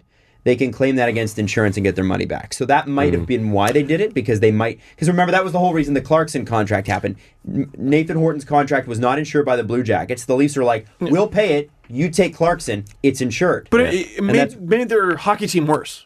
You know what I mean? So, like, did it? I think it made it worse. I mean, it's the little things, right? Yeah. But, anyways, where was I going to go with that? It's just bad. Oh, yeah. Was listening to 31 Thoughts. And Freege brought up a great point. So, and I didn't know this. Supposedly, the Philadelphia 76ers needed to get to the cap floor. So they took some guy, and they offered him $23 million. And this was not a good player, to my knowledge, or not a $23 million player. But they gave him a 1-year, $23 million, let's get to the floor deal. And they were suggesting... if you have a hard time in the offseason, maybe you can do that with a free agent. And maybe you could do it with a guy like Mark Borowiecki. At least reward a guy who, for crying out loud, has been a soldier for you, and it gets you to the cap floor. My argument was to do that with Mark Stone. Oh, sign him to a crazy contract. Have a guy on your team who people can at least cheer for. The guy was... So the rumor with Mark Stone is it wouldn't go 8 years. But what they did say was, we won't go 8 years, but we'll go 5, but we'll overpay. So we'll pay you 10.5. And he said, okay, if we're going to do that... Because it was going to be like $56 million over 5 years, which is a lot of dough. And it still is $10 million less that I believe he signed for, right? Didn't he get $64 million? He got 9.5 over 8, so whatever that is. Even more. Yeah. So that's 70 something, isn't it? Yeah. I don't know. So math. I don't know math. So not 70 something, 60 something. Doesn't matter. The point is, what he said was, if we want to do that, then you're going to have to pay me in signing bonuses because financially it makes a lot of sense for guys like what Tavares has, what Matthews has, because if you can take that money right away and you put it with an accountant, if it's a good accountant and a good investment team you've got, that money should double or even quadruple in 10 years. Yeah. They want the players, the stars especially, want that because the tax ramifications and the fact that your investments, the sooner you get your money and the sooner you can invest it, the better it is. That's why they want these signing bonuses, and the Senators just don't have the money to do it. To that note, did you see the story yesterday from an outlet in New York, I don't remember which one, that basically said Tavares wanted to re-sign in Long Island? The Brisson piece. It was Pat Brisson who convinced him to take the meetings, and Dubas and Shanahan blew him away so well. And I got to imagine the bonus structure thing was a huge part of it. The Islanders could have offered him that, though, if he wanted it. They have the money. Leafs had the better presentation. 100%. And Pat Brisson, by the way, the clients he has under contract, do you know what the total value of all their contracts is? I looked this up today for the video. Guess. This is Pat Brisson, one guy. Oh, man, I wouldn't know. I would have no idea. Throw out a wild guess. $100 million. Hey, a wild guess. $100 million. Okay. $2.3 billion. You are such a jerk. Jesse's closer. What? I think. I think it was over $1 billion. It was a 1.1. I think it was $1,139,000,000. Then we're literally right in the middle. Yeah. That's actually right in the middle. You said $2.3 billion, right? Yeah. And I said $100 million. 1.13 is about the middle. Right about the middle. Jesse's closer. 1.3 billion is about the middle of 100 million and 2.3 billion. I don't freaking know, dude. It's almost just about. Yeah, it's not bad. It's not bad. It's pretty close. This has been the We Don't Know Math episode. Yeah, but in Price is Right, Jesse wins because he got above. No, I went over. No, you went over. That means you win. You're $1. Yeah. Yeah. $1. Yeah. Have you seen that Family Guy? $1. Fuck you. Yeah. That's one of my favorite Family Guy moments. Just the guy. That's awesome. Fuck you. That's a funny bit. No, so Pat Brisson has the greatest value. This is according to puckpedia.com, by the way. He has the greatest value of all his clients' contracts. The second highest guy, who's from the same agency, by the way, doesn't even top $800 million. So wow. Pat Brisson is so in a different I guess he was stratosphere. Brisson his game. When he convinced Tavares to. You see, actually, because but it's funny. Because without Tavares, he'd still be number one. But by doing that, of course he would. By like a wide margin. By doing that, you could argue Pat Brisson cost himself money because I believe the Islanders' offer was in the $12 to $13 million a year range, and Tavares, I think the Leafs offer was among the lower offers because they were like, we need to have this team together. Well, I think the obvious thing is he cost himself money. He doesn't need the damn money. Well, no, but you know what I mean? I have a hard time believing he cost himself money. There must be something else there. However, Tavares' last contract, he did cost himself money because he was signed to... John Tavares made less than $6 million last year against the cap. It still blows my mind. The fact that they could not surround him with star talent is unbelievable. Last season, Tavares made less money than Patrick Marleau. Wow. And then Phaneuf. Oh, fuck. Yeah, forever. It's crazy. By the way, Pat Brisson also represents Patrick Marleau and Jake Gardiner. So he might make some money this summer. Mr. Brisson. Brisson. So, yeah, in conclusion with the Sens, I don't know. Like, I understand a rebuild. We've been through one, right? Mm-hmm. And it's going to take the Senators a lot longer than it took the Leafs because the Leafs had some pieces. They had a first-round pick. They had a first-round pick. Well, their own They had a first-round JVR. pick. They had a Bozak. Yeah, the Sens have Kadri? Hot Simbacho. Mm-hmm. Great. Brady Tkachuk, great. They didn't keep any vets. And don't go telling me about Michael Bodker and Chris Tierney. Dude, any vets worth keeping. their cadre is like Peugeot. Zach Smith. Peugeot. No, I'm talking about good players only, Adam. And he's... What about Bobby Ryan? No. He's sort of their Lupul. Do you think they're hoping that he gets? And I hate to say it. Do you think they're hoping he kind of just goes Gabrick and LTIR? No, they gotta hit the floor. Oh, but yeah, and they gotta ice a hockey team. If he goes LTIR, it's still against the cap until they go over it. Right. They gotta ice a hockey team though. How many 40-goal seasons does Bobby Ryan have? Or 30-goal seasons? 2? Oh, we've played this game before. It's ridiculously low, right? Yeah. I think it's like 2. I'll say 1. 4. Really? Oh! All with Anaheim. All with Anaheim. Yeah. He had 4 in a row, 30-goal seasons. That's a lot. That's as many as Patrick Kane. That would get you $7 million now. Better question. In the last 3 years, how many 15-goal seasons does he have? None. Adam? In the last 3 years? Yeah. 1. 0. Oh. Yeah. Oh. In that game, that's a $7 million cap hit. Mm-hmm. So one of the reasons, Bob McKenzie tweeted about this, and I'm going to pull it up because I want to read Bob McKenzie's tweets about the Senators today. I think you'll find these interesting. Ottawa rationale for firing Boucher was twofold. 1, the decision to make a coaching change at the end of the season had already been made. Boucher's contract was expiring. 2, Ottawa didn't like the dynamic/tendencies the team was showing in the remaining weeks.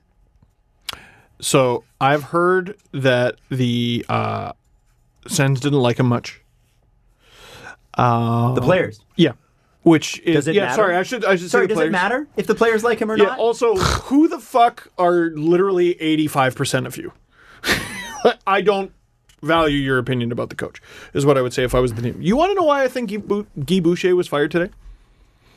Eugene Melnyk woke up, had a coffee, and said, let's fire the coach today. That is my honest-to-God theory. It happened last night, apparently.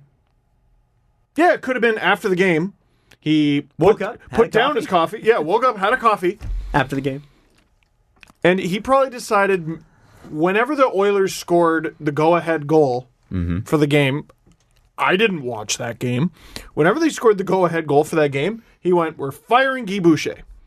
And Pierre said, yes, boss. Because, or first of the month, there might have been some sort of financial thing. No, there's no benefit to him because they still have to pay him. They have to pay him out the rest of the year. Do they? Okay, okay, fine. Listen, you have to understand how little I value the hockey I could say acumen of this on March 1st, there's going to be a bonus of $8. I don't want to pay rent. We're not paying him the $8. So one of the theories was Matt Duchene traded to Columbus because they don't have to fly him there? Because they were already... That was legitimately a fan theory. Stop this. That was a fan theory. I don't believe it for a second because, listen, no one's that stupid. Unless... Columbus is here. Trade him to him. He makes Daryl Cates look so stable. Dude, the Oilers have a building! Yeah. They have a place where they play! And, for the foreseeable future. Eugene is the bad Daryl, because at least Daryl got the city to pay for it. Eugene tried to. I have confidence that Daryl Cates at least understands, business. That's part of the reason, by the way, why, the Oilers are buying. What's wrong with them? It's because they need to sell season seat packages for next year. Supposedly, a bunch of them expire or something? Yeah, it's the year, because whatever time they built the arena, this is when the boxes expire, so they're trying to renew it by making the playoffs and showing them, hey, we're good. So at least I get that. But who are they fooling? Which is wrong, how and you shouldn't be doing it. That's what the Leafs did for decades. Oilers fans are smart. Yes. They know. Mm-hmm. They know this is a shite team. They know. Yeah. So if I'm an Oiler fan and I'm paying that much for a box, no way, man. Yeah. No way. Well, it's not really the fans. It's like, hey, corporates. You got TD with this box, and it's like, hey, we want them to renew, and TD's like, but you guys suck so much. So they're like, let's make the playoffs to prove to TD we're good, and then they screwed up, and they screwed up even more. Blind? Exactly. Do you think there's not hockey fans at TD who are like, yeah, you see, they might have squeaked in. Yeah. But they wouldn't. Let's renew for 5 more years. Why don't we put a box in Calgary? Vancouver, who seems to be on the up. By the way, hi, my name's Adam Wild. What's up? And I officially want to say I like what the Canucks are doing. Yes. You know what? And I've liked it since July 2nd last year. I did not like their signings, but everything else they've done has been really good. A few of their moves are a little bit eyebrow-raising, but no team is undefeated. We talk like the sun shines out of Kyle Dubas's ass, and we just talked about a big mistake he made during the show. As far as NHL teams go, buy stock in the Canucks. Buy stock in the Canucks right now, man. They're on the way up. After being down for a very long time. And they made a lot of dumb choices. Let's talk. I mean, like, let's. And be now they're straight. benefiting from them. Yeah, Elias Pettersson, who not a lot of teams have, or not a lot of teams had going in the top 10. No, even crazy. How is it possible in this day and age that a guy who's that good still couldn't go in the? Like, how is that? Like, how is that even a forever thing? to my grave be convinced that drafts are just a roll of the dice and a crapshoot. That's not what I thought you were going to say. Where do you think I was going to go? Alex DeBrincat. I'm still not over it. No, I'm not either. That's more proof. I just think drafts are so it doesn't matter. Nobody really knows. Well, no. You know to a point. Yeah, I think there's a lot of teams that either don't have the money to spend on scouting or have the wrong type of scouts. It's that. Elias Pettersson. It's that. It's the second one. It's that. Elias Pettersson, if you look at everything, every metric, Jesse, that you would look at, and I'm not talking about all the advanced stats because I don't even know how to access half of them. When the guys in the Athletic are coming up with these graphs, I'm like, where did you get that? What? They created it. That's why I like the charts that go dull, bad, fun, good. I'm like, I understand that. Yeah, thank you, Sean Tierney, for that. Thank you for making advanced stats for children. That's what you're supposed to do. Take the stats, make it for children. I'm a child. Any idiot can make something complicated. But by any metric, Pettersson should have been, well, now you look back and you're like, he probably should have gone first. If, by any metric, that guy's the top 5 guy. So to me, it's a mindset thing. It's the same. It's the Dave Poulin story when the scouts from Philadelphia went to see Mario Lemieux in the mid '80s when he was playing in the QMJHL. Great story. And he said, "How did it go?" He asked. He was the captain of the Flyers. How did it go? Well, he didn't play much defense. We're a little concerned about that. Didn't seem that tough on the defensive end. How many goals did he score? 6. Not sure if he's a Flyer, though. You want to know what an NHL front office looks like? Have a good old look at Jim Benning and Peter Chiarelli and the 2011 Boston Bruins as they are trading Tyler Seguin. Why would I say Patrick Seguin? I don't know. Jim Benning, by the way, who drafted Elias Pettersson. Yes. And he's been doing a really good job. Like they had a good deadline. And they got rid of Goodbranson's anchor contract. They got a winger in Tanner Pearson. They got Josh Lebo for nothing, who scored a beautiful goal the other day. By the way, Goodbranson's Pittsburgh Penguins won the other night against Columbus, who is currently, this story's, keep an eye on this one. Columbus isn't in the playoffs right now. Yarmo be there, though. Yarmo better be there, or Yarmo fired. Yarmo be there. Yarmo fired. I think Yarmo's going to get fired anyway for this, but I love that he puts it on Columbus the line. is in the playoffs, by the way. Oh, they are? Oh, yeah, did they win last night? Third in the Metro. Okay, so they must have won last night. Yeah, Yarmo 75 points. Yeah. That should be a t-shirt, by the way. Yarmo be there. Yarmo be there? All I can think of is Paul Rudd from 40 Yeah, that's the point. I'm going to Yarmo burn this place to the ground. If they don't make the playoffs, yeah. And he is Yarmo burning this place to the ground with the trades he made. Like, I'm going to go home and watch that. Out of Carolina, Pittsburgh, Columbus, Montreal, one of them has to miss the playoffs. Oh. Who's your bet? Who's out right now? Carolina? Right now, Pittsburgh.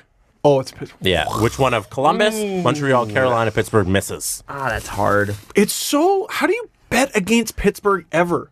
Yeah. Well, they did this and that and this recently. No, you're still betting against Crosby. I would bet against the Goodbranson-Jack Johnson pairing. I would take the bet on them. Has Sidney Crosby's Pittsburgh Penguins have not missed the playoffs since I started making videos. I started making videos the 07-08 season. Did you know they started counting stats in the NHL in relation to when Steve started videos? Yes, they did. I did know that, Jesse. Everything revolves around me. I am important! No, but if they miss, it'll be the first time. Wow. The first freaking time. What are you going to do to celebrate? Cake. Who's your pick for who misses the playoffs? Watch, it's going to be the Leafs now. No, they're too far ahead. I hate this. Ooh. I hate this because I said Carolina's going to make it. And they should make it. Okay. You can't bet against Sidney Crosby. But you can't bet But you even less so can bet against Curtis McElhinney. And the Carolina Hurricanes. Listen. Oh, it sucks. No, I don't want to bet against Montreal either. I love Montreal this year. Full chaos, Columbus. Ooh. Damn. Okay. They're going to win the cup. For different reasons, I love all these teams. I love Columbus because Jarmo just fucking blew me away at the trade deadline. That's awesome. Montreal is such a great story. Max Domi. Yep. What a great pickup that was. Just to change scenery. Carey Price back on his game. We've got, Jonathan Drouin finally being able to play the position he wants to play. Kakaniemi jumping into the lineup and having a really good season. Shea Weber is not done. He's not done. Remember that it wasn't... it was a question. It wasn't just his age, it was his injury. Yeah. His injury and age, and he came back and he's fine. So I hate betting against that. And I also pick Carolina. I'm like, how are they not better? And they are now squeaking in. It's amazing what you can do with a save. And how do you bet against Sidney Crosby? I don't know, man. I don't know. I really don't know. But if I'm going to pick one that's going to fall out, it's going to be Pittsburgh. You know what? I think it's Pittsburgh. And the reason is, beyond Crosby, Malkin, Kessel, Letang, and Matt Murray, I guess, that's not a very good team. It's just not. They can't Brian Rust and Carl Hagelin every year, or Jake Gensel. You can't find that all the time. They haven't been getting the saves they used to, though, as well. That's true. You and know when what I mean? Matt Murray used to falter, Marc-Andre Fleury was there. Right. And vice versa. Casey DeSmith has just not been that. He's not made the Casey to saves he needs to. Oh, he hasn't made the case to play him more. When's the show done?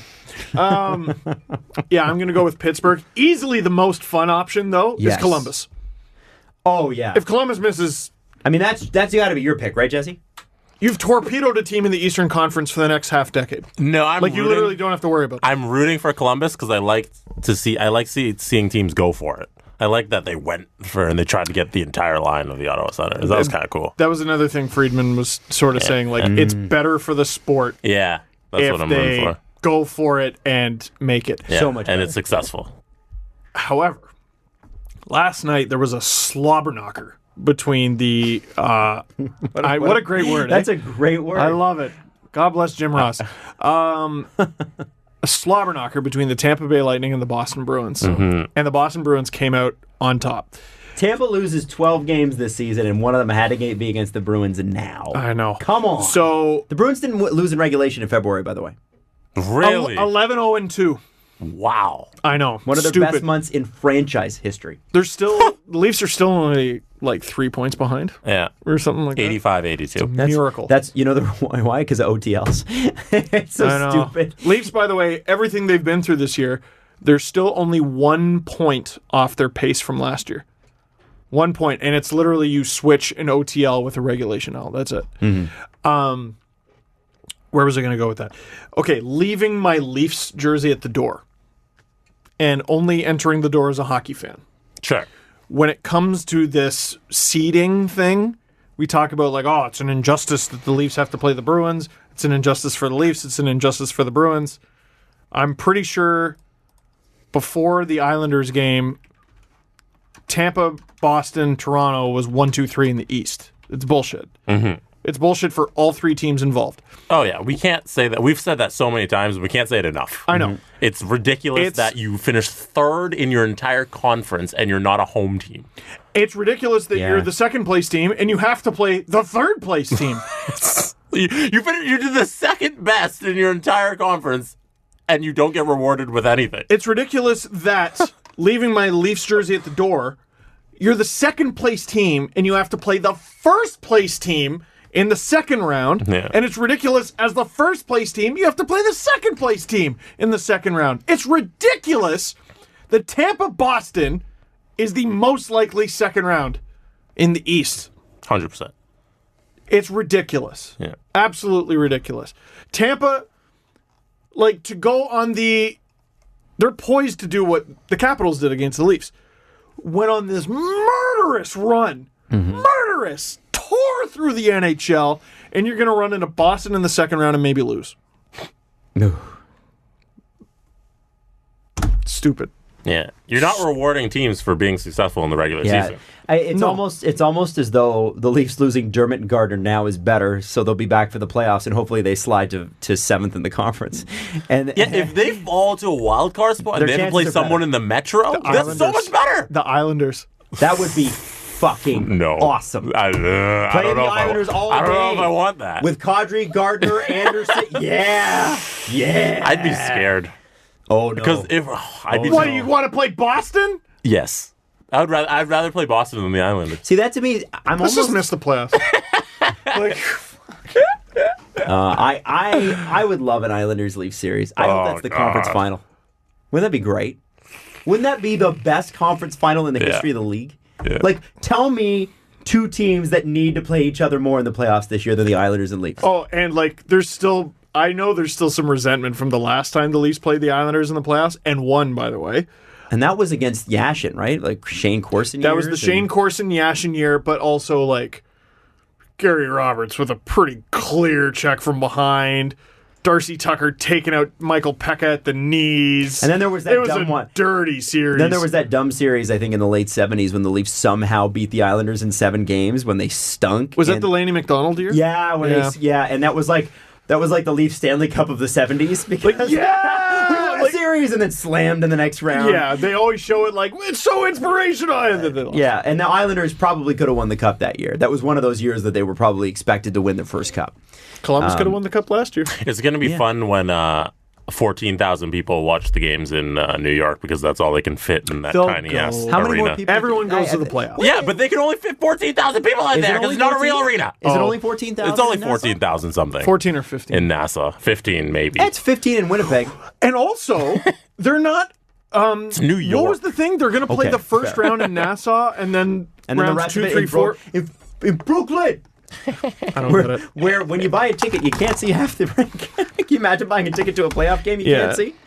I feel for Islanders fans. They need that damn arena, but I think it's done. I think that deal is done. Yeah. So that'll be good for them. It's New York, and it should be better than that. Yes. I think Isles fans have been saying that for years. I think that's been their point. Now, okay, I don't know how this works. Do people from Manhattan go, is it? Like, you're going, it's New York. And do people from, like, Manhattan go, is it, though? I don't know. I don't know how it works. I think like Brooklyn's New York. I think Queens is New York. I think. Is it like someone from Sudbury being like, I'm from Toronto? No. Like, I don't know. It's the same city. What do you mean? But is it? It's Adam, do you know about the culture of New York? Is Brooklyn considered New York? Yes. Or is Manhattan It's a just borough. New York? Yes. Yeah. Of course Brooklyn's part of New York. Steve is questioning. That's New York. No, sorry, I mean Long Island more than Brooklyn. Staten or Long? I don't freaking know. Isn't it Long? Yeah. Where they The play? Staten Island. Yeah, I think Long Island is where Rhode Island was what it was in Wayne Gretzky's 3D hockey. I remember that. They called them the Rhode Island Islanders. Because it said Rhode Island, and I remember thinking, that's weird. There was a sign last night that said, Go Durs. Is that what people call them? The Durs?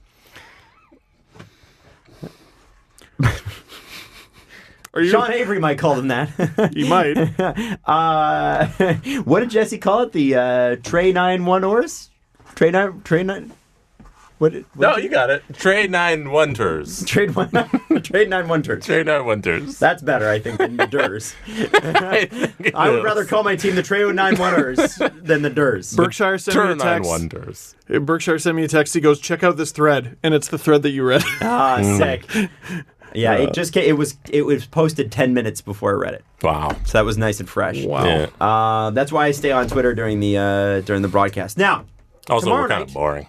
Tomorrow night, Twitter entertainment. No. I want to make sure that I don't miss anything. Tomorrow night, the Leafs will play the Sabres, but also after that game, we've got the Calgary Flames retiring Jarome Iginla's jersey, or should I say, the Calgary Flames being forced to retire Jarome Iginla's jersey because he didn't get to retire on his own terms. Automatic Hall of Famer.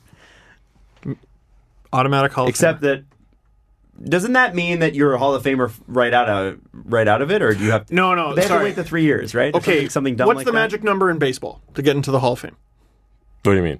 Baseball's Hall of Fame is stupid, by the way. I know. Let's 500 home runs. You mean 300 wins, like that? Isn't it 3,000 hits? Well, 3,000 hits is the magic number. Yeah. I'm literally just going off the Bernie Mac movie. Mr.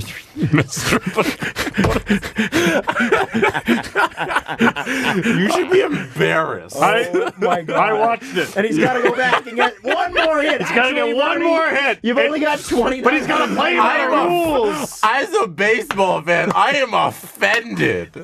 Angels I in the don't want outfield. to talk to you anymore. Angels in the outfield is definitely more realistic. I get my baseball leaning back of the foul pole. Fair ball! Oh, I love it. That's like saying I get all my basketball knowledge from Space Jam. Like, what is That movie taught me all the rules. What, should I not have taken all the rules? I thought it was 3,000 hits. Anyway, hockey's automatic number is 600 goals. Yeah. He has 600 goals. Every single player to have ever scored 600 goals has made the Hockey Hall of Fame, with two exceptions: Jaromir Jagr and Jarome Iginla. And that's only because they haven't entered the period of eligibility They haven't yet. been forced into retirement. And also forced into retirement. You ought to be ashamed of That's yourself. one of my favorite things that we've ever done. It was good. Did I scream? Did I stand and scream? Oh, it was great. I think should've. So, you know, Jesse, do you Yeah. still have that? Do we have that clipped on YouTube? I think so. I think we clipped that like one. a Yeah, separate yeah. clip, right? Yeah, I'd like yeah. to look that up and just listen to No, that. I I'd think like we to clipped fight that. you. By the way, subscribe to our YouTube channel. That's something we yeah. don't say much. Steve Dangle podcast on YouTube. If you could actually hit subscribe, that'd be super. Yeah. Tell You all your don't have to have friends. notifications on. No, Adam. That's it for this. Wait, is this? Are not we done? it, no. Oh, okay. Thank you very much for watching the middle of this. Click like if you like this video. Click subscribe if you really liked it. Tell all your friends. And Adam has some things to say. Well, I don't know. I usually end it there. So. no, yeah, we're not ending it though.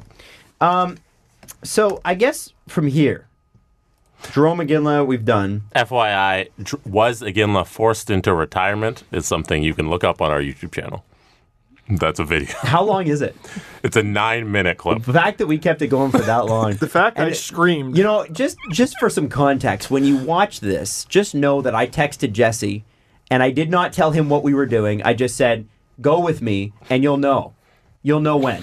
Well, I was wondering he did. why you had his full support. As if you're ever going to get Jesse to agree with something by his own accord. I'm just going through some of the comments, and some people have time-stamped, and this is at 5:25. We watched Steve Dangle's last conscious thought as his head exploded.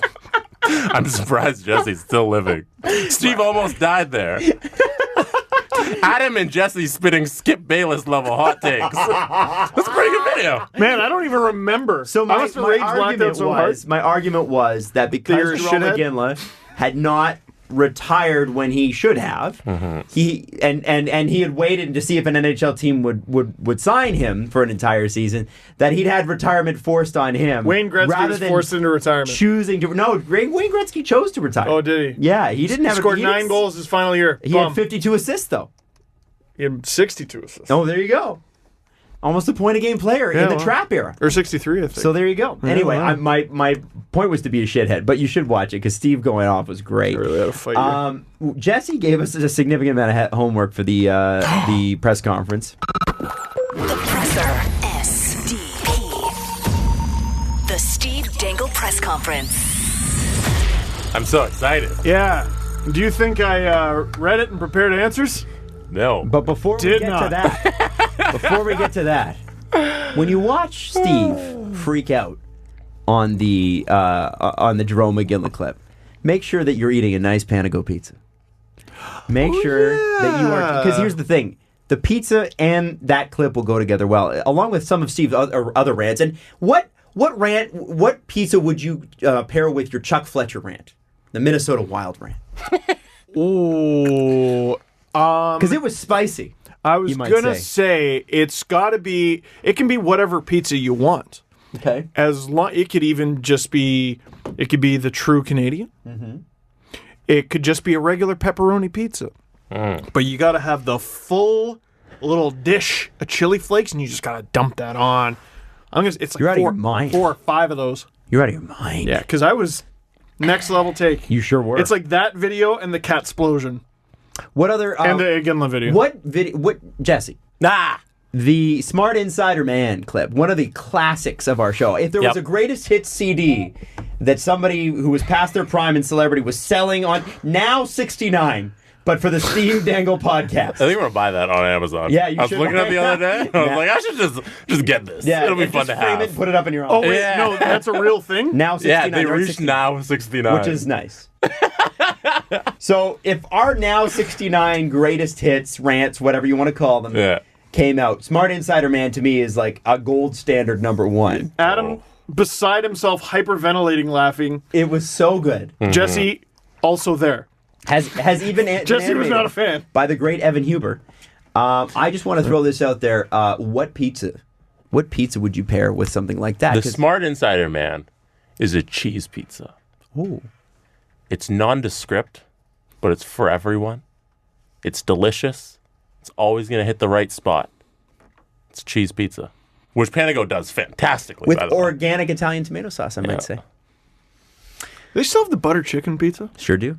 I like that one. Panago.com, stuff your face with deliciousness. An interesting one, maybe not for everybody, but I really liked it, the taco pizza. Taco pizza is actually surprising. Like, I would never order taco pizza, but you ordered it to your house once, and I was like, all right. It's one of fun those because it tastes like a taco. Yeah. Yeah. It's definitely not for everyone, but if you're in the mood to be like, I'm going to try something new, I think you might like it. Because you're not eating a pizza. You're eating this taco flavored pizza taco. And it's amazing. It's really cool. I really like it. It's really cool. I have stopped being adventurous with my pizzas because my favorites are so my favorites that when I actually do go, all right, I'm committing to eating pizza tonight, because in your 30s you can do that less, heads up. You're like, I know all the foods. I want the pizzas that I want. You want I nothing want the but pizzas hits? that I like. I want to go to my greatest hits, because if I get adventurous and I don't like it, then I've pissed away those calories on pizza that I didn't like. But the taco pizza, what a surprise. That was great. That was one of those ones I'm like, all right, I'll try it. It's my dad listening to Q107. He's like, you know what? I know there's new music out there, but I like this music. I only got so much time left. I'm going to listen to my songs. Yeah. I'm going to, Deep Purple's coming on. I love them. It's Smoke on the Water. I'm a little tired of it, but I do know where it goes. I do know where it goes. Yeah, that's right. Anyway, that's just how I'm feeling. Now, let's do the press conference, shall we? This is a long one. Jesse, why did you send us 10 questions? So I saw this Athletic article where they asked all the NHL players these questions. And I was like, it'd be so much fun if I got Adam and Steve's takes on these questions, because I thought they were very interesting, the answers from the NHL players. So we can go through the answers of the NHL players and the answers of you guys, because I think people like your opinions. Mm-hmm. So it'd be fun to get them on the same questions that the Athletic asked all these NHL players. So I'm just going to pull up the article. I got it written down. I saw that. Do we just become best friends? I think we already were, my friend. You want to do karate in the garage? What happened? What did I miss? We clapped at the same time, like we're right. Steve, did you answer these questions? God, no. Why? Because remember when you guys were going to have the debate about whether the Habs were good or not, and Jesse spent all night doing homework on it, and Steve did it in his car outside my condo.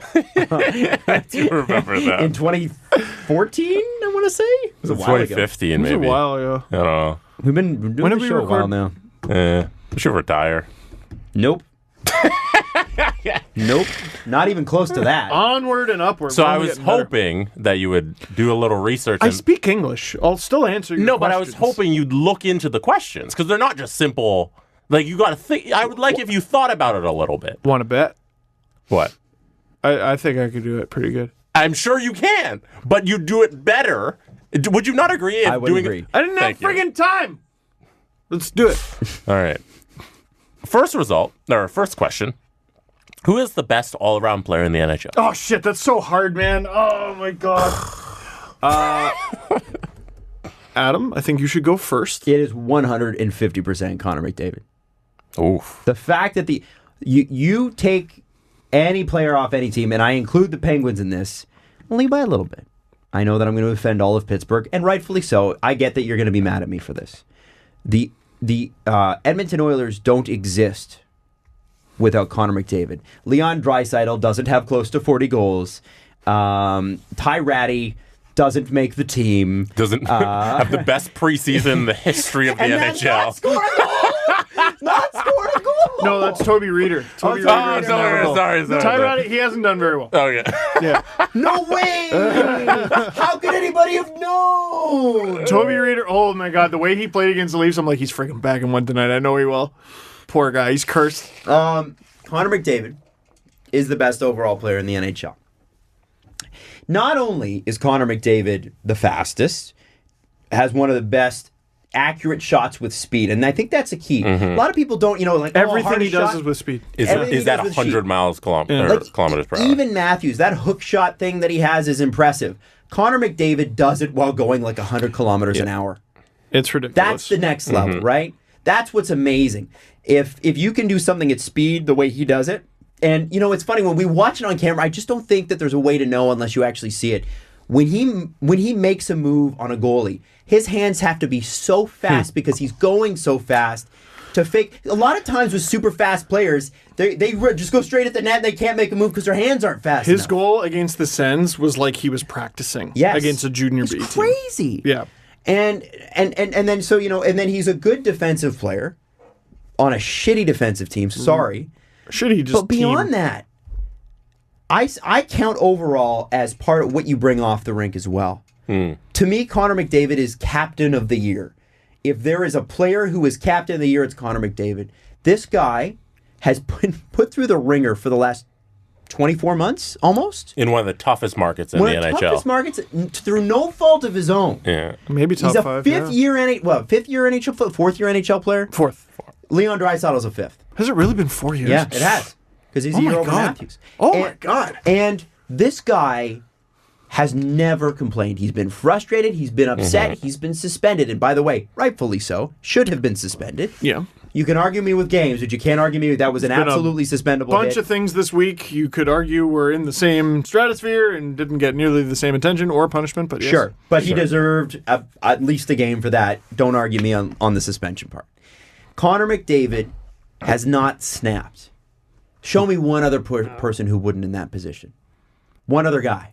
Maybe John Tavares with some of those Islanders teams. But the Islanders' focus in New York, they're the 10th most important team in the greater New York area? Oh, yeah. New York. And that's not an offense to Islanders fans. They know that.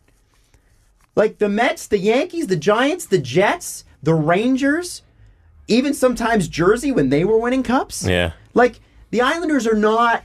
The Oilers are it. That is all. The Eskimos a little. CFL a little. Not different a lot of season overlap too. with the seasons. Yeah. So I guess. And don't they have trouble getting concerts? Connor McDavid, the fact that he hasn't said boo, he hasn't said a word. He deserves the MVP. He deserves whatever else. What other Mark Messier leadership awards you can give him? You give it to Connor McDavid. He's not even being considered for it this year. That's bullshit. Last year there was such a debate, and it was a healthy debate at least last year. He's not even going to get nominated again. It's total crap. That guy has literally put the city on his back, and he deserves every award. Forget making the playoffs for the MVP. Yeah. Stop it. We have an MVP award for the playoffs. It's called the Conn Smythe. The Hart is for the regular season, and it belongs to Connor McDavid, just like, Taylor Hall, it did last year. It was so fascinating when he was voted the most outstanding player by the players, and yet he didn't win the one that's voted on by the writers. You know why? Because it's not voted on by the players. It's voted on by the writers. Yeah, I know, but I feel like the players understood. Oh, yeah. The players knew that McDavid was the best player, and the writers, I don't know why they wouldn't. They would just go with Taylor Hall. It's a pretty sweet consolation, because writers like to get into existential stupid stuff, because fans and writers do that, and that's fine. But we all know who the Hart Trophy real winner was last year. I still have a few years ago, it was 2013, Jesse Spector, who I don't think covers hockey anymore, I think he covers baseball, gave James Reimer a 5th place vote for the Hart. Because the award is most valuable player. Guys. What? My Tavares Day TO, John Tory, the mayor, just tweeted about it. Oh, no way. What'd he say? Don't let the haters get you down at 91 Tavares. You're home now, and we're proud you're here in Toronto. Hashtag Tavares Day TO. Wow. Woo! No. That's pretty sick. No flippin' way. That's so good. Adam got the mayor to say something. That's amazing. Nice. That's pretty silly. Nice. When you put your hand up, I'm like, a trade. No, I'm sorry. Wait. No, not anymore. Can't be. Sorry. I'm a little choked up. That's great. You a little flummoxed? That's so cool. Thank you for if you tweeted really it. Cool. Thank you everybody but Jesse and Justin Fisher who refused to get behind it. Thank you. That's amazing. Next John Tavares Day, hopefully he's winning a playoff game. Hey. John Tavares Day in June. Mid-June. You're a dick. My answer. You're a dick. That, like, how many of these questions do you We're have? just having fun now. Yeah. No, now your answer. I gave my long answer. What's yours? This is going to take a while. My answer, this is very unpopular. And then I have to give you the player's answer. Sidney Crosby. I'm going to say Sidney Crosby. Whoa, you really went out on a limb there. No, but like for all the reasons. I have to go on a limb here. Here's the thing. It's not a few years Bobby ago. Orr, greatest all time. Whoa!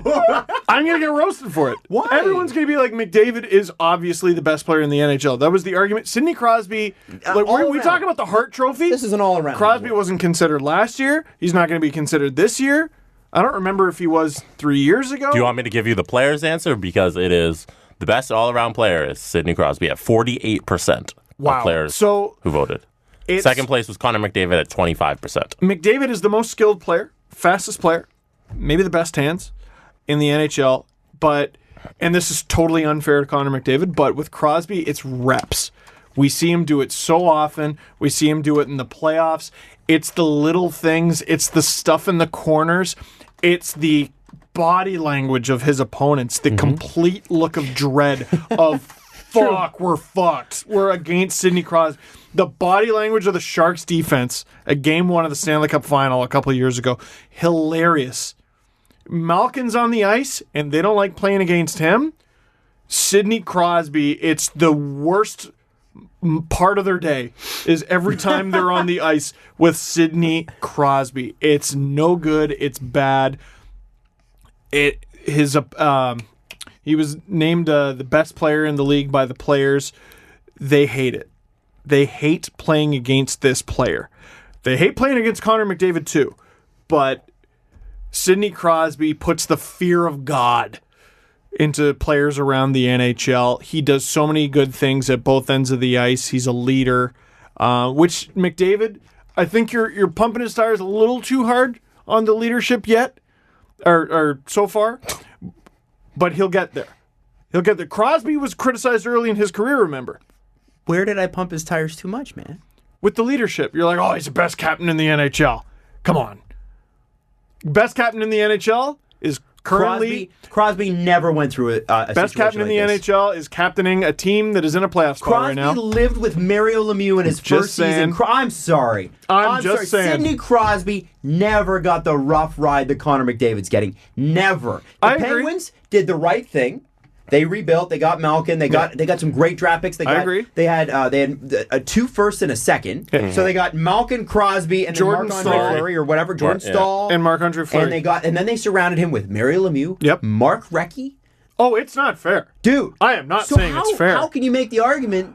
I'm saying that at the moment, Sidney Crosby puts the fear of God in you more than Connor McDavid because of his team. Maybe, but Crosby's on the Penguins. Skip.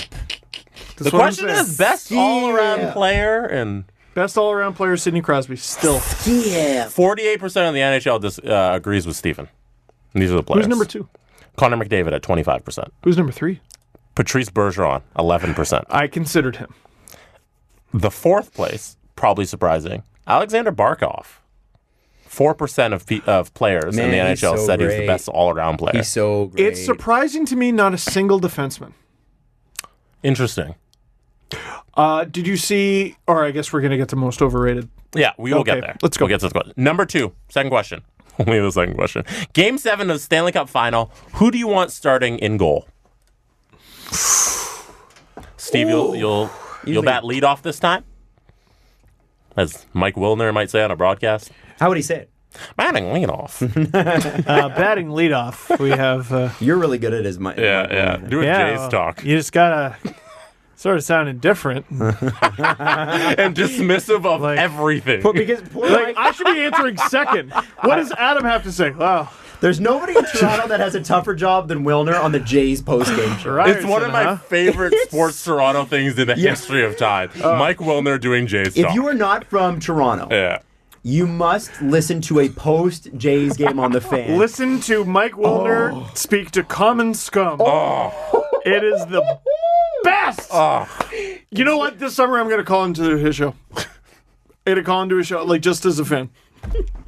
And just say inflammatory shit. Course is a waste of money. I'll criticize the performance of like a player who didn't even play that day. Like it's happened. Yeah. He's like, I'm not sure if you know, but that player didn't dress today. It's happened.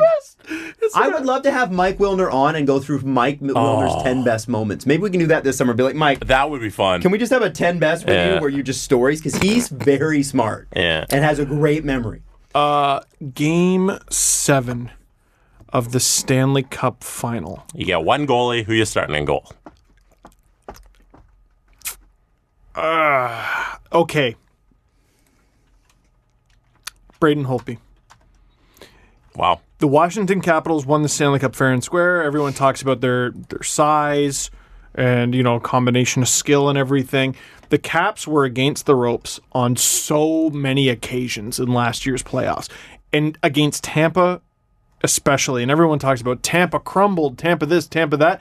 Tampa got shut out in back-to-back playoff games in Game 6 and Game 7 because of Braden damn Holtby. Yeah. So if I got to do one game, Braden Holtby. Adam Wild? My starting goaltender is Andrei Vasilevsky. He was probably my number 2. And backing him up would be Freddie Anderson. Wow. Who has never performed well in the playoffs, but I think this year's... Yeah, he's been okay. I think this year's going to be different. But Andrei Vasilevsky, for me, yes, he has one of the league's best defense cores. Yes, he's got one of the league's best teams in front of him. When you ask any player on that team, and I think you ask any fan that watches that team, you watch the Leaf game where the Leafs actually outplayed a team for once from start to finish, and they still won 4-1. They still beat the Leafs 4-1. Oh, yeah. Vasilevsky stands on his head, I think, more than people realize. And that's a goalie's job. Mm-hmm. Stop pucks. Stop it. Sometimes the Tampa Bay Lightning, with Victor Hedman and Sergachev and McDonough and all the guys, and Brayden Girardi Point and Kucherov and all the guys. No, but I'm talking about just their defense, for instance. Oh. In this particular case, anyway, sometimes the Tampa Bay Lightning hang their goalie out to dry, but their goalie is Andrei Vasilevsky. You cannot be on pace for 62 wins, which they were up until the loss last night. You cannot be on pace for 61 and a half wins, which is what I think they're on pace for now. To get to 60 wins is so absurd. It's absurd. It's crazy. You can't be the Golden State Warriors of the NHL. Who had the stat recently about Tampa hitting 50 points twice before Anaheim hit it, or LA hit it once? Is that a thing? Because they hit 100 points, and LA hasn't hit 50 yet. Whoa. I think that's the stat. Heading into last night, Tampa was first place in the East by 19 points. I think it's still 17. What? Oh, it's Ottawa. Ottawa is at 49 points. Tampa has 102. Tampa hit 150 points twice before Ottawa hit it once. That's fun. I saw that on Twitter. I forget. Shout out whoever said that. Oh, my God. Yeah. Anyways, are you surprised that 28% of the NHL players who are polled for this said Carey Price? No. I mean, No, he's I'm not. No. he's back to being Carey Price, and when he's healthy, that's always been the caveat. He was not only the best goalie in the NHL, he was the best player in the NHL. Mm-hmm. So, no, that doesn't shock me. Second place at 16%, Marc-Andre Fleury. That's just wrong. Wrong? Yeah. Adam? Ooh. Although he's a true goalie in that he has that magic ability. He does. He's got, like, his stats are wild. He's like the Jake Gardner of goaltenders. You're like, whoa! I swear he's good. I swear he's good. But yeah, that's great. Yeah. That's really good. But he's the Jake Gardner without the magic, like we're sort of with the magic. I think Jake needs a little more magic in his life. Yeah. I think he should go to Vegas and rub Marc-Andre Fleury's head, and then his back will magically get better for at least the next 2 months, and we'll have him for the Stanley Cup run. Similar ability in that I don't trust him generally, but frig, he's got that magic. Jonathan Quick. Jonathan Quick is a squirrely-ass goalie. He might also be bad. But he pulls it off. And, dude, I can't explain it. Yeah. You're right. Paid Curtis McElhinney. Curtis McElhinney with more splits. Jonathan Quick. The third question. Who is the most underrated player in the NHL? See, Adam, it's your turn. It was Barkov. It's not underrated. Anymore. Everyone knows now. Here's who I have. And you're going to hate this unless you're a Leaf fan. Andreas Janssen. That's okay. No, I'll tell you why. I'll tell you why. Interested? Outside of Toronto, no one's talking about Andreas Janssen. Yeah. That's true. And nor should they. They'd be like, yeah, why am I talking about third liner on the Toronto Maple Leafs? Andreas Janssen took a pay cut this offseason. He was on an ELC last year. He was making $925, or at least that rate. He didn't play with the Leafs the whole time. He takes $750,000 because the Leafs probably underbid what he thought he was worth, and he's on a prove me deal. Andreas Janssen currently sits third in rookie scoring, despite having played the first 20 games of the year on the fourth line. And when he was on the fourth line, they had among the best fourth line numbers in the league, despite the fact that poor Freddie the Goat couldn't score. But that's because Trevor Moore wasn't with him. Only when Trevor Moore is with Freddie the Goat can Freddie the Goat score. So my answer is Trevor Moore. Andreas Janssen is going to be one of those guys. Don't be a dick. By next year, he will be the hockey stats darling, and he will be the hockey old school darling. He plays like an old school player in that he's got that. What did they keep saying on the Sportsnet Deadline show? It was he's played the right way for a long time, is what they said. He's got a nose for the net. Well, he plays the right way for a long time. That means that his body's beat up. Andreas Janssen is going to have a beat up body by 30. The Leafs have a few hard mile guys. Yes. Andreas Janssen will be one of them. But that guy, and you're going to laugh, that guy is going to be something. He is going to be something. I think Kasperi Kapanen will be as well, obviously, and is.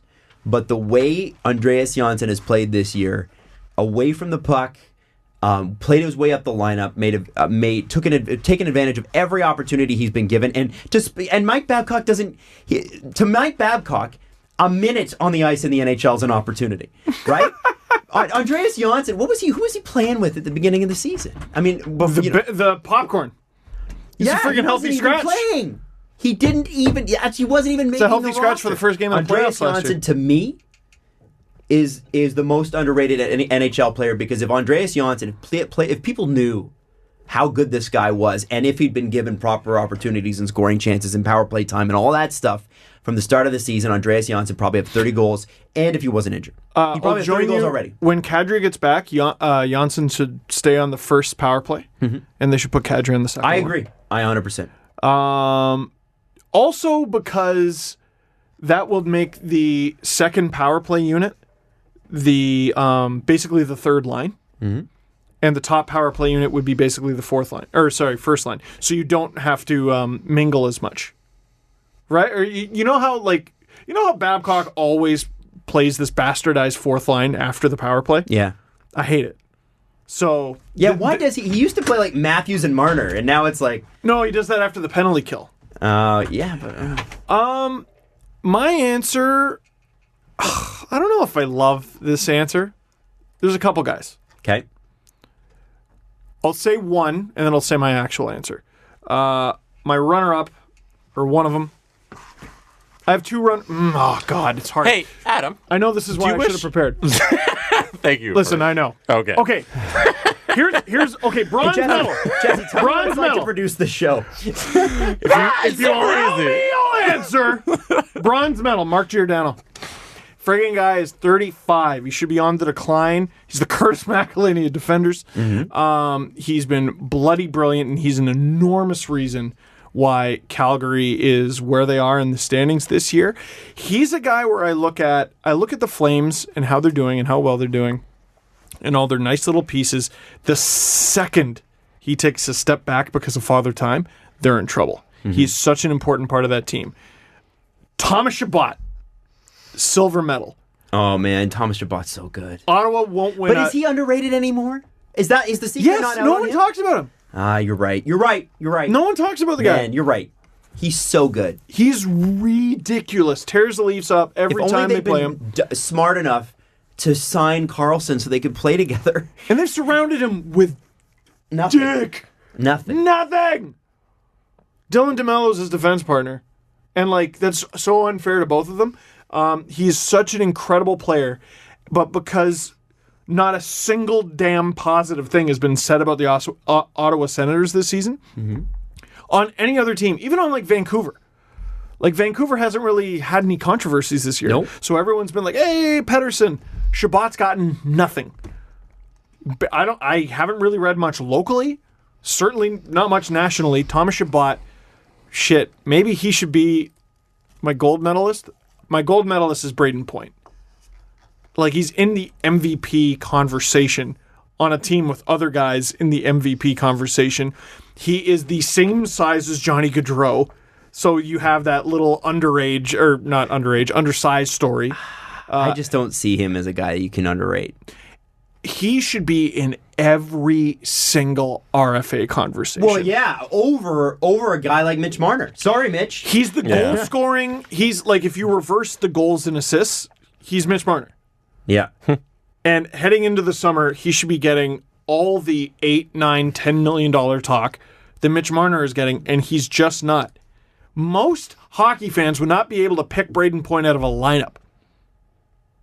That's why he's the most underrated player in the league. The NHL players that were surveyed for this article said Alexander Barkov at 26%. Yeah, but now he's not. It's the Louis Eriksson curse. Sure. Second place was 8% Nicholas Backstrom, which I disagree with being underrated.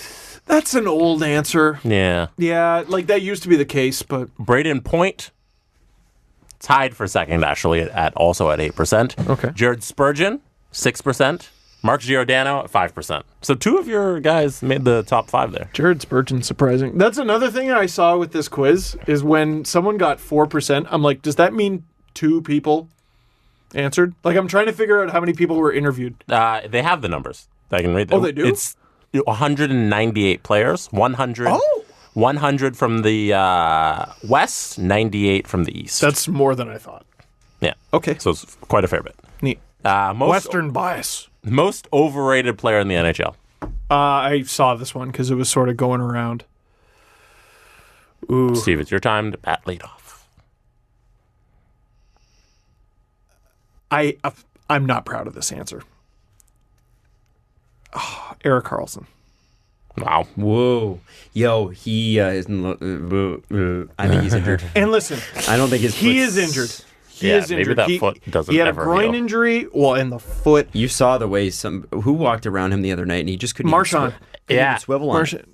That was like, whoa. And dude, that's part of it. Mm-hmm. That's part of it, though. That's what happens, though. Like, you gotta be able to play, and it's not his fault. And, you know, I think at the beginning of the year, people were talking about how he's finished, and then a lot of people overcompensated and talked about how, no, he's still God. Dude, you're going to sign that guy to 8 years? Nope, I'm not. Not a friggin' chance. Not a friggin'. And he might torch the league next season and win a Norris. Sure. The 6-7 years after that, I don't trust it. I don't trust it. Adam? Mine's going to be shitty, too. Also, like, defensively, I've never liked him. And this is not a hit job on this person. Yeah. But this person is not an NHL player. Interesting. This person's Eric Gudbranson. Eric Gudbranson is not an NHL player. That's interesting. And I would... You took it a different way, as opposed to the star player who's kind of overpaid and overvalued. This is a guy... You went with a guy who probably shouldn't be in a lineup. Yeah, I don't think he should be playing. No. And I would put Jack Johnson in that conversation, too. You can debate whether or not you agree. But I think there are players in the NHL that are not players in the NHL. Does that make sense? Yeah. It just depends, like, who you're talking to. If you're talking about amongst hockey men, absolutely. Those two are enormously overrated. That's sort of what I'm talking about. Right. If you want to talk about stars that are overrated... I'm going by, like, hockey Twitter. Oh, okay, that's fine. Yeah. Mine was... Oh, it doesn't matter. Like, yeah. In my context, it's that people think that will fly in today's NHL. Yeah. If Eric Gudbranson was a defenseman in the Darian Hatcher era, he'd be a captain. That guy was drafted for 15 years ago. He went 3rd overall. That guy and he'd have been so good. Yes, he was late 90s NHL. So That's good. not to say he's not a bad hockey player. He made the NHL. He's making money. I'm happy for him. He's probably a really great guy too. And he must be. He must be. He must be the way people talk about him. But I don't think I would give Jack Johnson the silver medal. Those guys are not NHL players in this era anymore. That's just my opinion. Like, people talk about them like they're bad at hockey. They're not. And they're. I mean, obviously they're good at hockey. They're professional hockey players, but they're. I think when people talk about how good they are, they're thinking about a sport that is long gone. You know what I mean? Mm-hmm. Good brands, dude. Luke Shen. We talked about him like he was going to be friggin' Scott Stevens 2.0, and he might have been. He might have been if that was the way the NHL went, but it didn't go that way, and that's the reality. That's what I think. There were some bad picks. I feel bad about that because I feel like NHL went through a transition, and it took teams a while to catch up. Skill is more valued now, and that's how it is. Yeah, and isn't that the way it always should have been? Yeah. But I feel bad about that because I know that this show is widely listened to, and I don't want that getting back to someone as this is an insult on him. I've spoken to him. I know, and that's the thing is that when you get I'm going to sound like I'm patting my own back here, but I'll do it for you. There are things that we have said in this show that have made it into places that it kind of.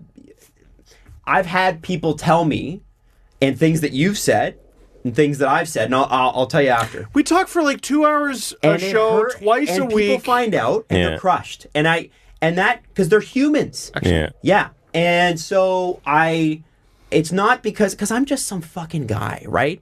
Erica Branson should not give a shit what I think. Do you know how often I didisagree with myself the second the mics are shut off? I know. I don't want anyone to take it. You asked me the question. That's how I feel.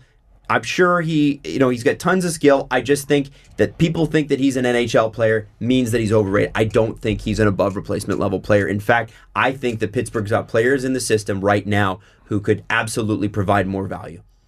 Players that are not even with the team. Just my opinion.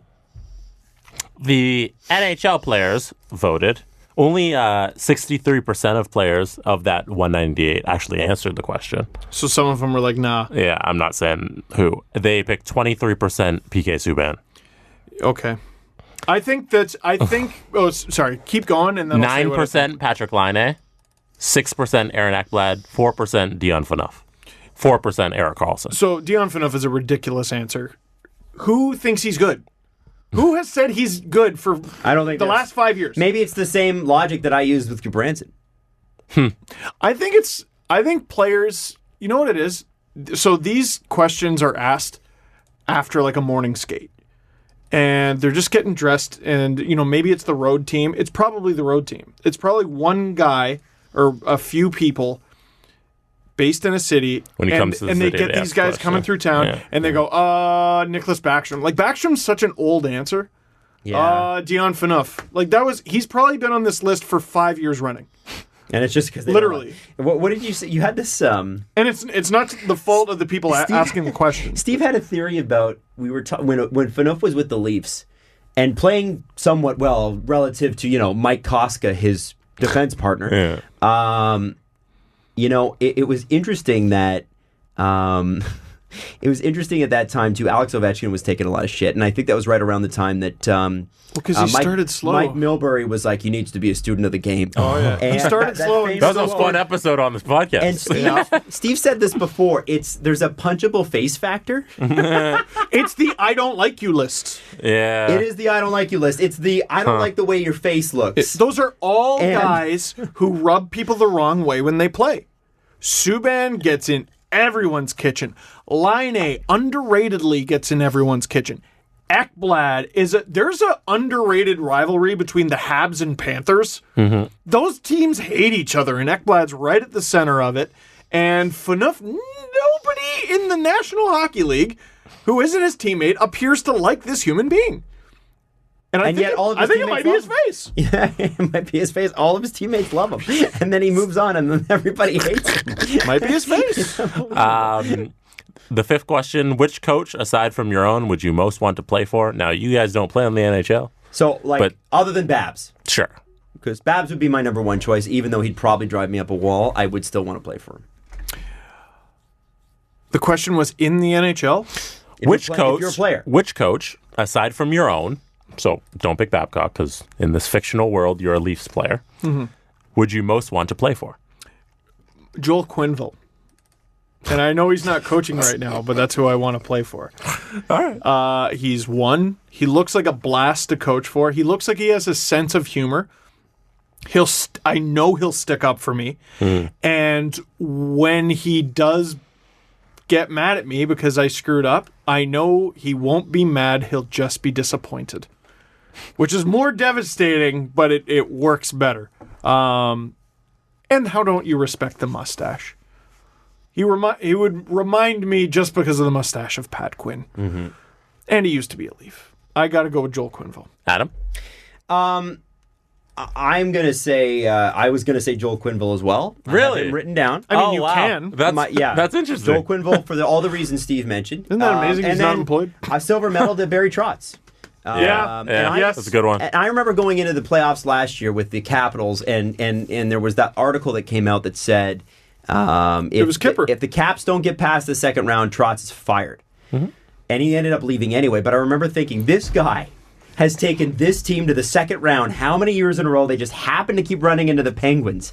And you're going to fire him? Yeah. Are you crazy? And he finally got it And there done. were Caps fans who were like, well, this player should have been played. And look at what happened with Schmidt. Because he was a much better player than Carl Alsner. And when Alsner went down with the injury, he killed the Leafs. He was amazing. And then they still exposed him.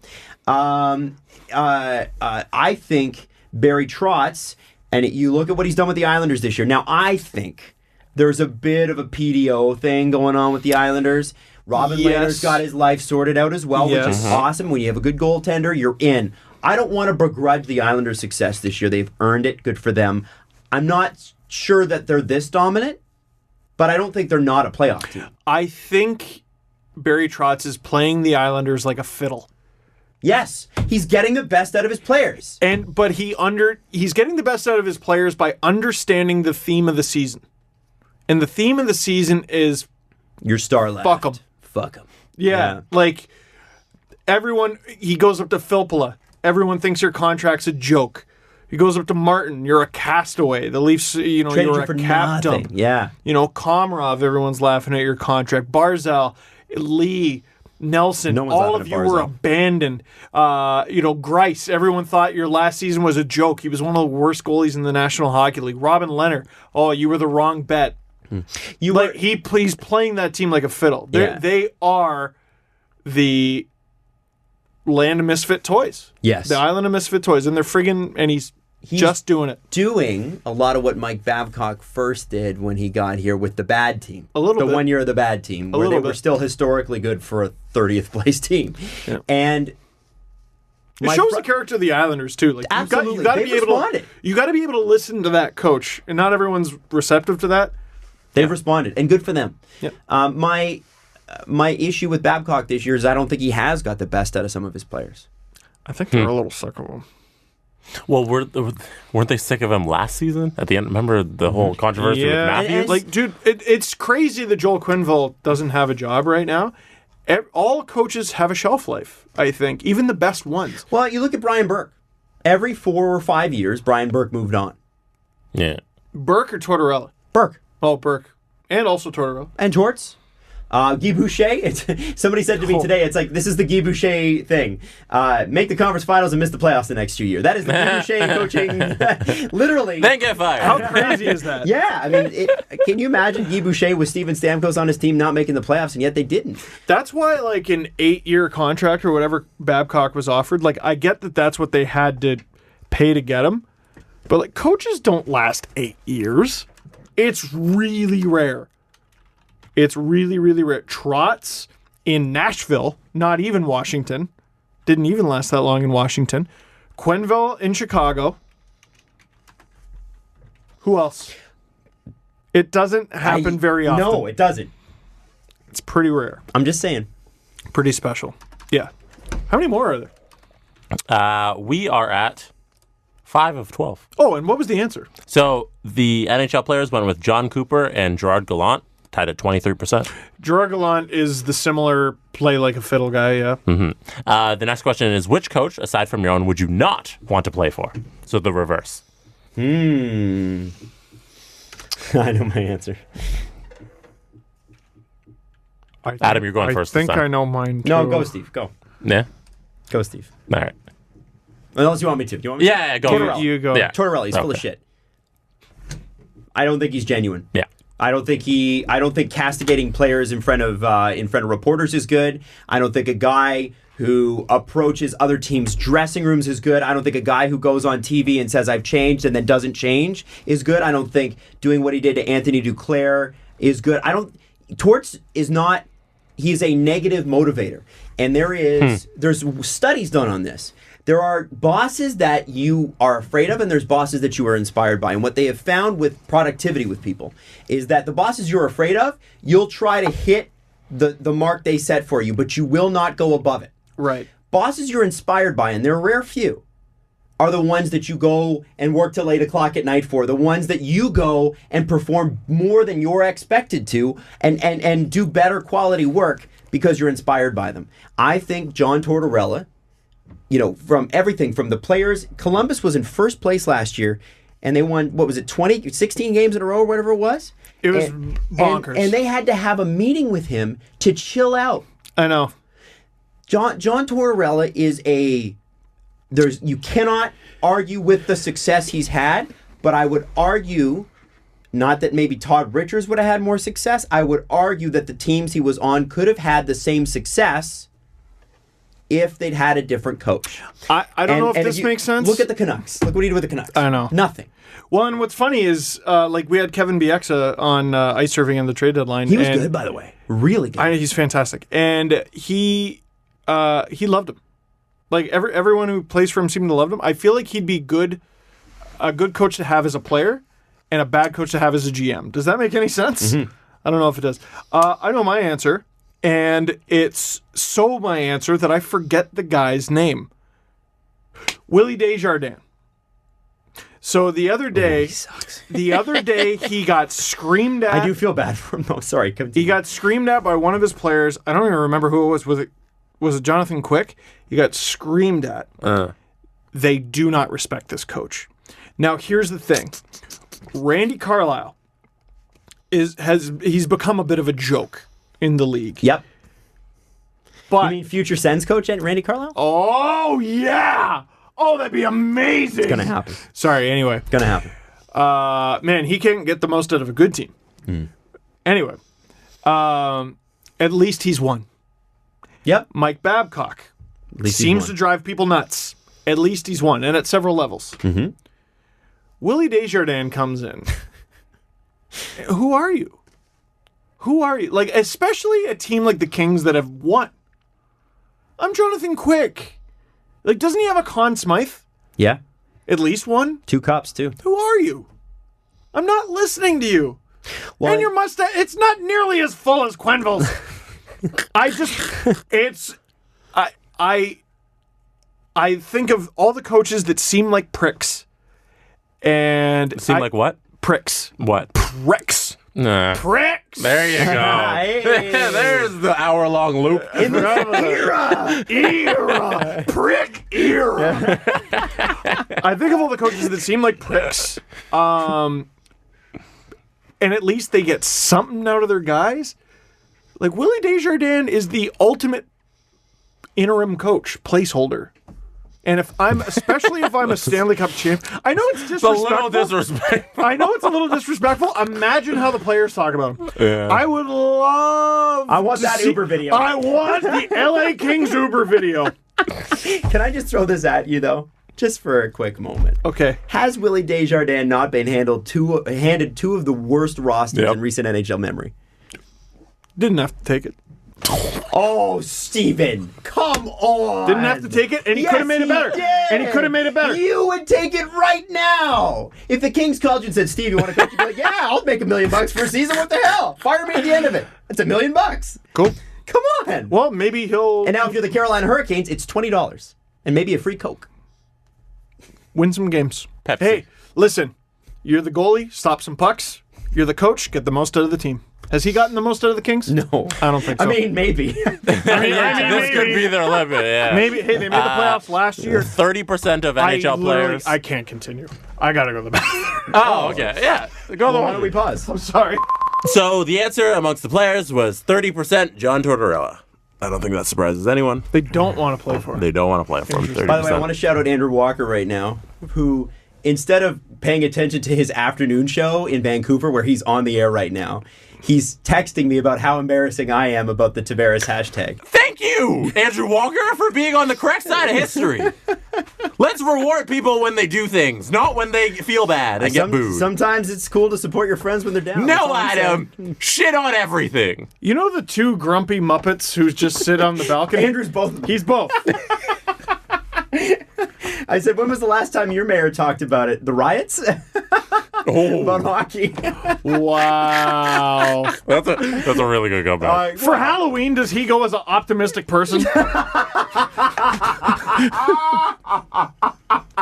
And listen, let me say this. Andrew's a friend of mine, so this is not mean. It's just he's ribbing us. Do you remember he was only in Mowat, I want to say, he was only in our high school for, I want to say, 1 year. It might have been 2. The goth kid, who was like the only true goth kid, like wore like a... Yes, I know what you're talking about. Every Halloween, he would wear like a Hawaiian shirt. No makeup. Yeah. He had a sense of humor. He was great. That's funny. Guy. Yeah, he was. I That's liked funny. him. I liked him. What is the most fun city on the road? Oh my God, Nashville. Boston's pretty great. Nashville. I do like Boston. Listen, I loved Boston. The most fun is Nashville. Yeah. Nashville was a lot of 26% of players said Vegas. Oh, I bet that's fun. I've never been to Vegas, so can reserve judgment. There's also the newness of it. Like, I wonder if... Vegas might also be known as a tourist attraction. Well, there's that. But I wonder if, like, a few years down the line, they go, we got to go to Vegas. I doubt it. No. I mean, probably years down the line, they're probably not playing in the NHL, man.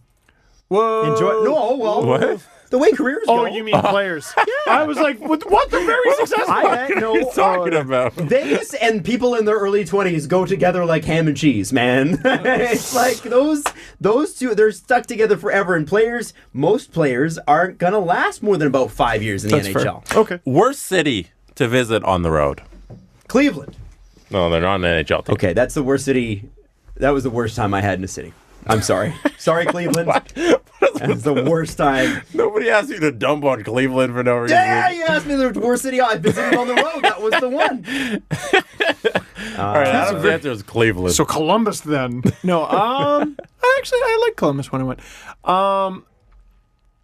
I enjoyed this place when I went, but I got to imagine Edmonton. It's friggin' freezing. From basically the beginning of the season to the end of it. Did Andrew Walker text you something else funny? Yes, but I can't repeat it. It's freezing the entire year. It's what it is right here, right now in February, in like early October. It's insane.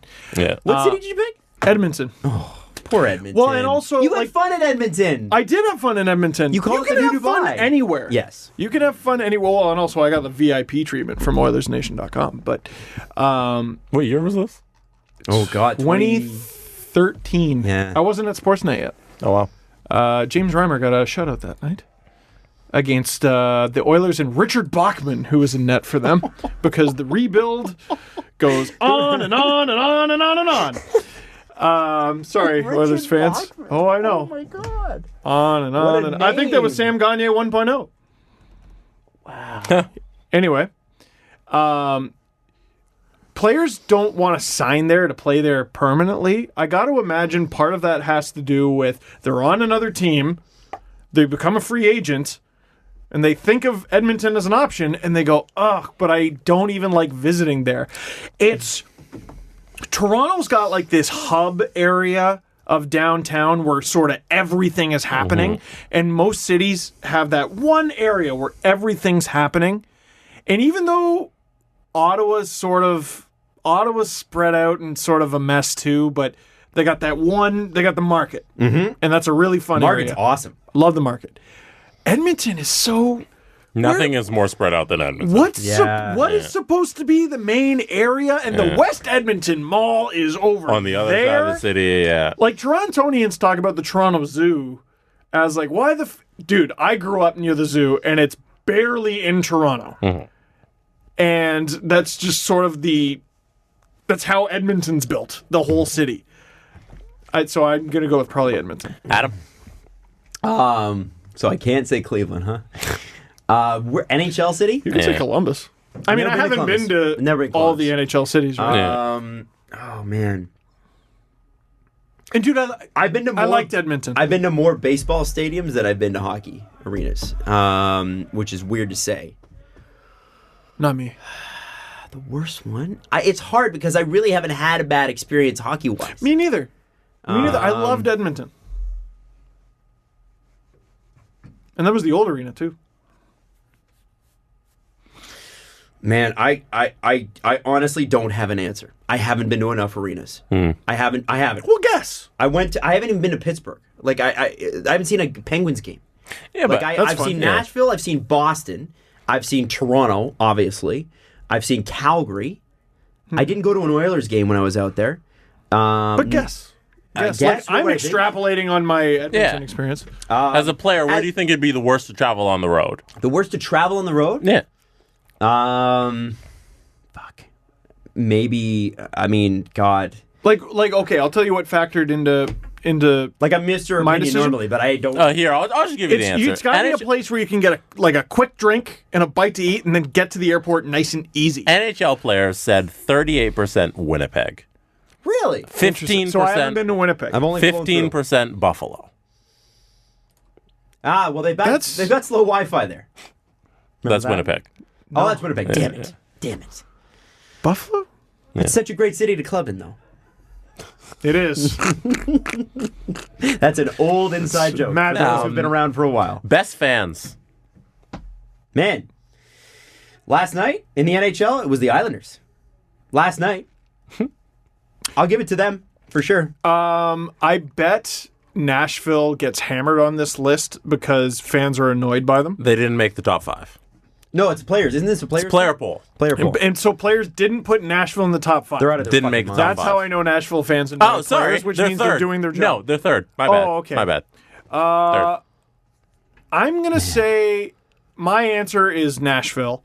The answer I think the players are going to have as number 1 is Vegas. I loved. I watched the Leafs get killed 6-2. We all did. In TD Garden. Oh, it was worse than that. Oh, Bruins fans are great. That was. I wish I could hate them more. I had to say the energy. That was one of the most so annoying. fun times I've ever had. I wish they were just assholes. I know. hated the game. It was a blast. We had so much fun. That whole night was a blast. So, and my favorite thing was when Steve was leaving. You remember this? Steve's leaving. He's got his phone up. He's shooting an Insta story, and someone's like, "Hey, you Steve Dangle?" No, a Boston fan. And he goes, "It's so nice to meet you." Yeah. I mean, I'm going to go with Nashville on this, and I apologize, Boston fans, because we saw a Stanley Cup final game where they won in Nashville, and the chance that they have, like, Boston cheers, Nashville's got organized chants. We were also part of awesome. the home team, though, at the Nashville one, right? Yeah. So... yeah, I mean, I don't know, man. I'm going to go with Nashville because my experience personally was the best there.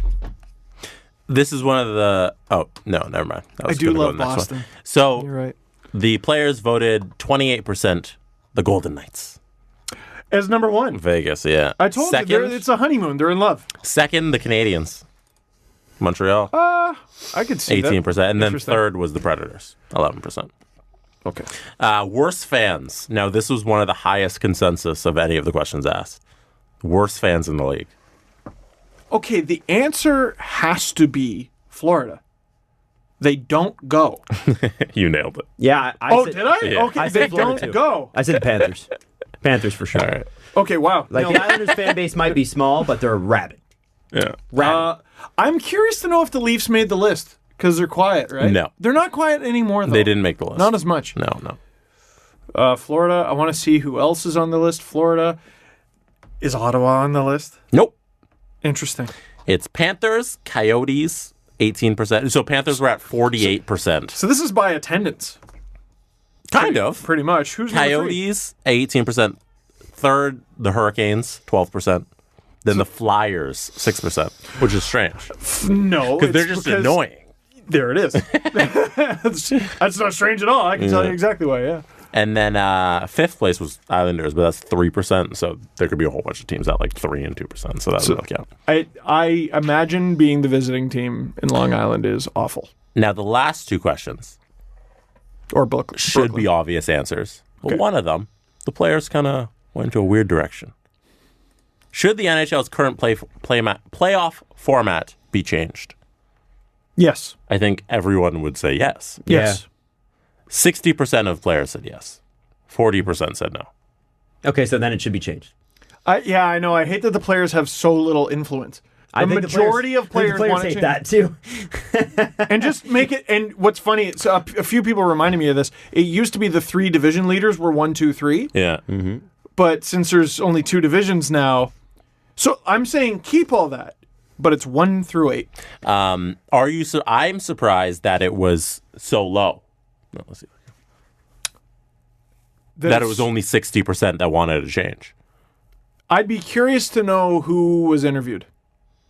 You know what I mean? Of the 198 players? Like, I wonder, like, which, like, players for... I assume if they asked a lot of Leafs... Yeah. And, you know, Lightning and Bruins players, they'd all be like, yeah, no, this is trash. This is awful. But, you know, maybe fans of teams in the Metro are like, it's not so bad. Or something like that. I am a little surprised that it's not higher because among fans it seems to be so unpopular. It's still the majority, though. Final question. Should NHL players play in the Olympics? Yes. How many people... Adam, I assume you're... Yep. As you text No, Andrew he's Walker. having another podcast there with Walker. With Andrew. I'm just telling Walker off a little. Yeah. It's getting a little personal. What's up? The final question was, should NHL players play in the Olympics? Do you know how many people of the 198 that voted said no? So I think I saw this, and I think I know the answer. Adam, what do you think it is? Did you see this? Man, it's got to be 0 said no. I think 1. One Eastern Conference player who's unnamed said no. He filled in the wrong box. He's quoted as saying, "You can't take 3 weeks off." Is it 3 weeks? He's the next commissioner. By the way, NHL playoff format should be changed too. Yes. I know you guys didn't go to me on that, but I think you know my opinion. Yeah, I mean... We can't have you on your phone, man. Sorry, I'm sorry. Gotta take away his phone. Yeah, you're right. You're right, That's the old Steve Dangle adage. He's right. That I've earned it. He's right. He has earned it, and you are right. No, I think the argument is always, if the point is to grow the game, if the point was to grow the game in Asia, South Korea would have been a good warm-up. Mm-hmm. If the point is to grow the game in China, maybe starting a fight with René Facel before you're going to China for the Olympics was a bad idea. And I guess my frustration is that that you can have, like, is the NHL the only sport in the world where the best players are not allowed to go to the Olympics? Like, imagine baseball. Oh, yeah. Because it's the middle of the season, they don't... And a long time, baseball wasn't a sport in the Olympics. It's currently not a sport, I think. Right. It's coming back in the next 2 Olympics from now, but it wasn't a sport for a long time. Also, they didn't play them. So, yeah. Like, basketball has a long establishment of being in the Olympics, and it's a big deal. Yes. And in the NHL, once the NHL got brought back into the Olympics, it's become a big deal again. Baseball... They don't care. Soccer, they don't care. Yeah. Women's soccer is different. Women's soccer is big. Yeah. Still. But like for men's soccer, they do it differently. It's under 22, I believe. Which is an interesting way of doing it. Yeah. And it was cool in Brazil because they happened to get like their best guy. Yeah. But like it's just not a thing. What they did with the NHL is they gave it to us. Yeah. Had it for long enough that it became a staple, and then took it away. It's easily the biggest Winter Olympic sport. There's no argument. I don't think. It's on the last day every Olympics. It's the big thing that everybody watches, and they took it away. Well, I think the NHL did that because they want it. This excuse the phrase, but it's a dick swinging contest for sure. This is the NHL saying, "Oh yeah, we know we're the biggest sport at the Olympics, and we know that you're lesser without us. So we're not going to do it." Vancouver, 2010. First Canadian gold medal on home soil. It was in moguls. The guy's name was Adam Vancouver, French Canadian guy, right? Nope. Yes, it was a French Canadian guy. I remember him. He used to go to the Jays games and stuff. What? Yeah, didn't you ride around in a car with him and hold his gold medal? Yep. Great guy. Oh God, what? I don't know. Alex Bilodeau. Yeah. Oh, I know Alex Bilodeau. The speed skater brothers who won gold medals together. Ask. You're asking me to remember someone like names? Come on. I have won 2 gold medals the same day. Charles and Francois Hamelin. Name an event Canada won gold in. This is embarrassing. Name an event Canada won gold in Sochi. Not hockey. What? Speed skating. Did they? Yeah. Are you sure? No, I'm not. 100%. I literally don't know. I don't know that Jesse's sure. I think Jesse's taking a very educated guess because there's about 80 different types of speed skating. I covered the Olympics for CBC. Do not remember. I remember a damn medal they got. I will bet Adam's entire babysitting bill for the next year that Canada won a speed skating medal at the last Olympics. A medal or a gold? I'm asking about gold. A medal. Hey, you won't go gold, will you? You know what? No, I don't think they... No, you won't. That's so funny. Adam's entire They bill. did. No, because remember, one of the biggest stories for Canada at those Olympics is one of Canada's speed skaters gave up his spot in the final to another one of Canada's speed skaters to be a good guy, and I think that guy won a medal, and I remember neither of their names. And I'm not trying to insult those people. So what is your point? The NHL is hockey is miles and miles away. Sure. The biggest sport at the Olympics. Yes. I think in terms of ratings in the States anyway, it's figure skating is kills on NBC every Olympics. Also it's one of the craziest things ever. Underrated in Canada, curling. Oh, no, underrated. You should see the ratings curling gets in Canada. TSN does numbers better than most Raptors games for... Oh, same with Sportsnet. Yeah. They do better than most professional sports, curling.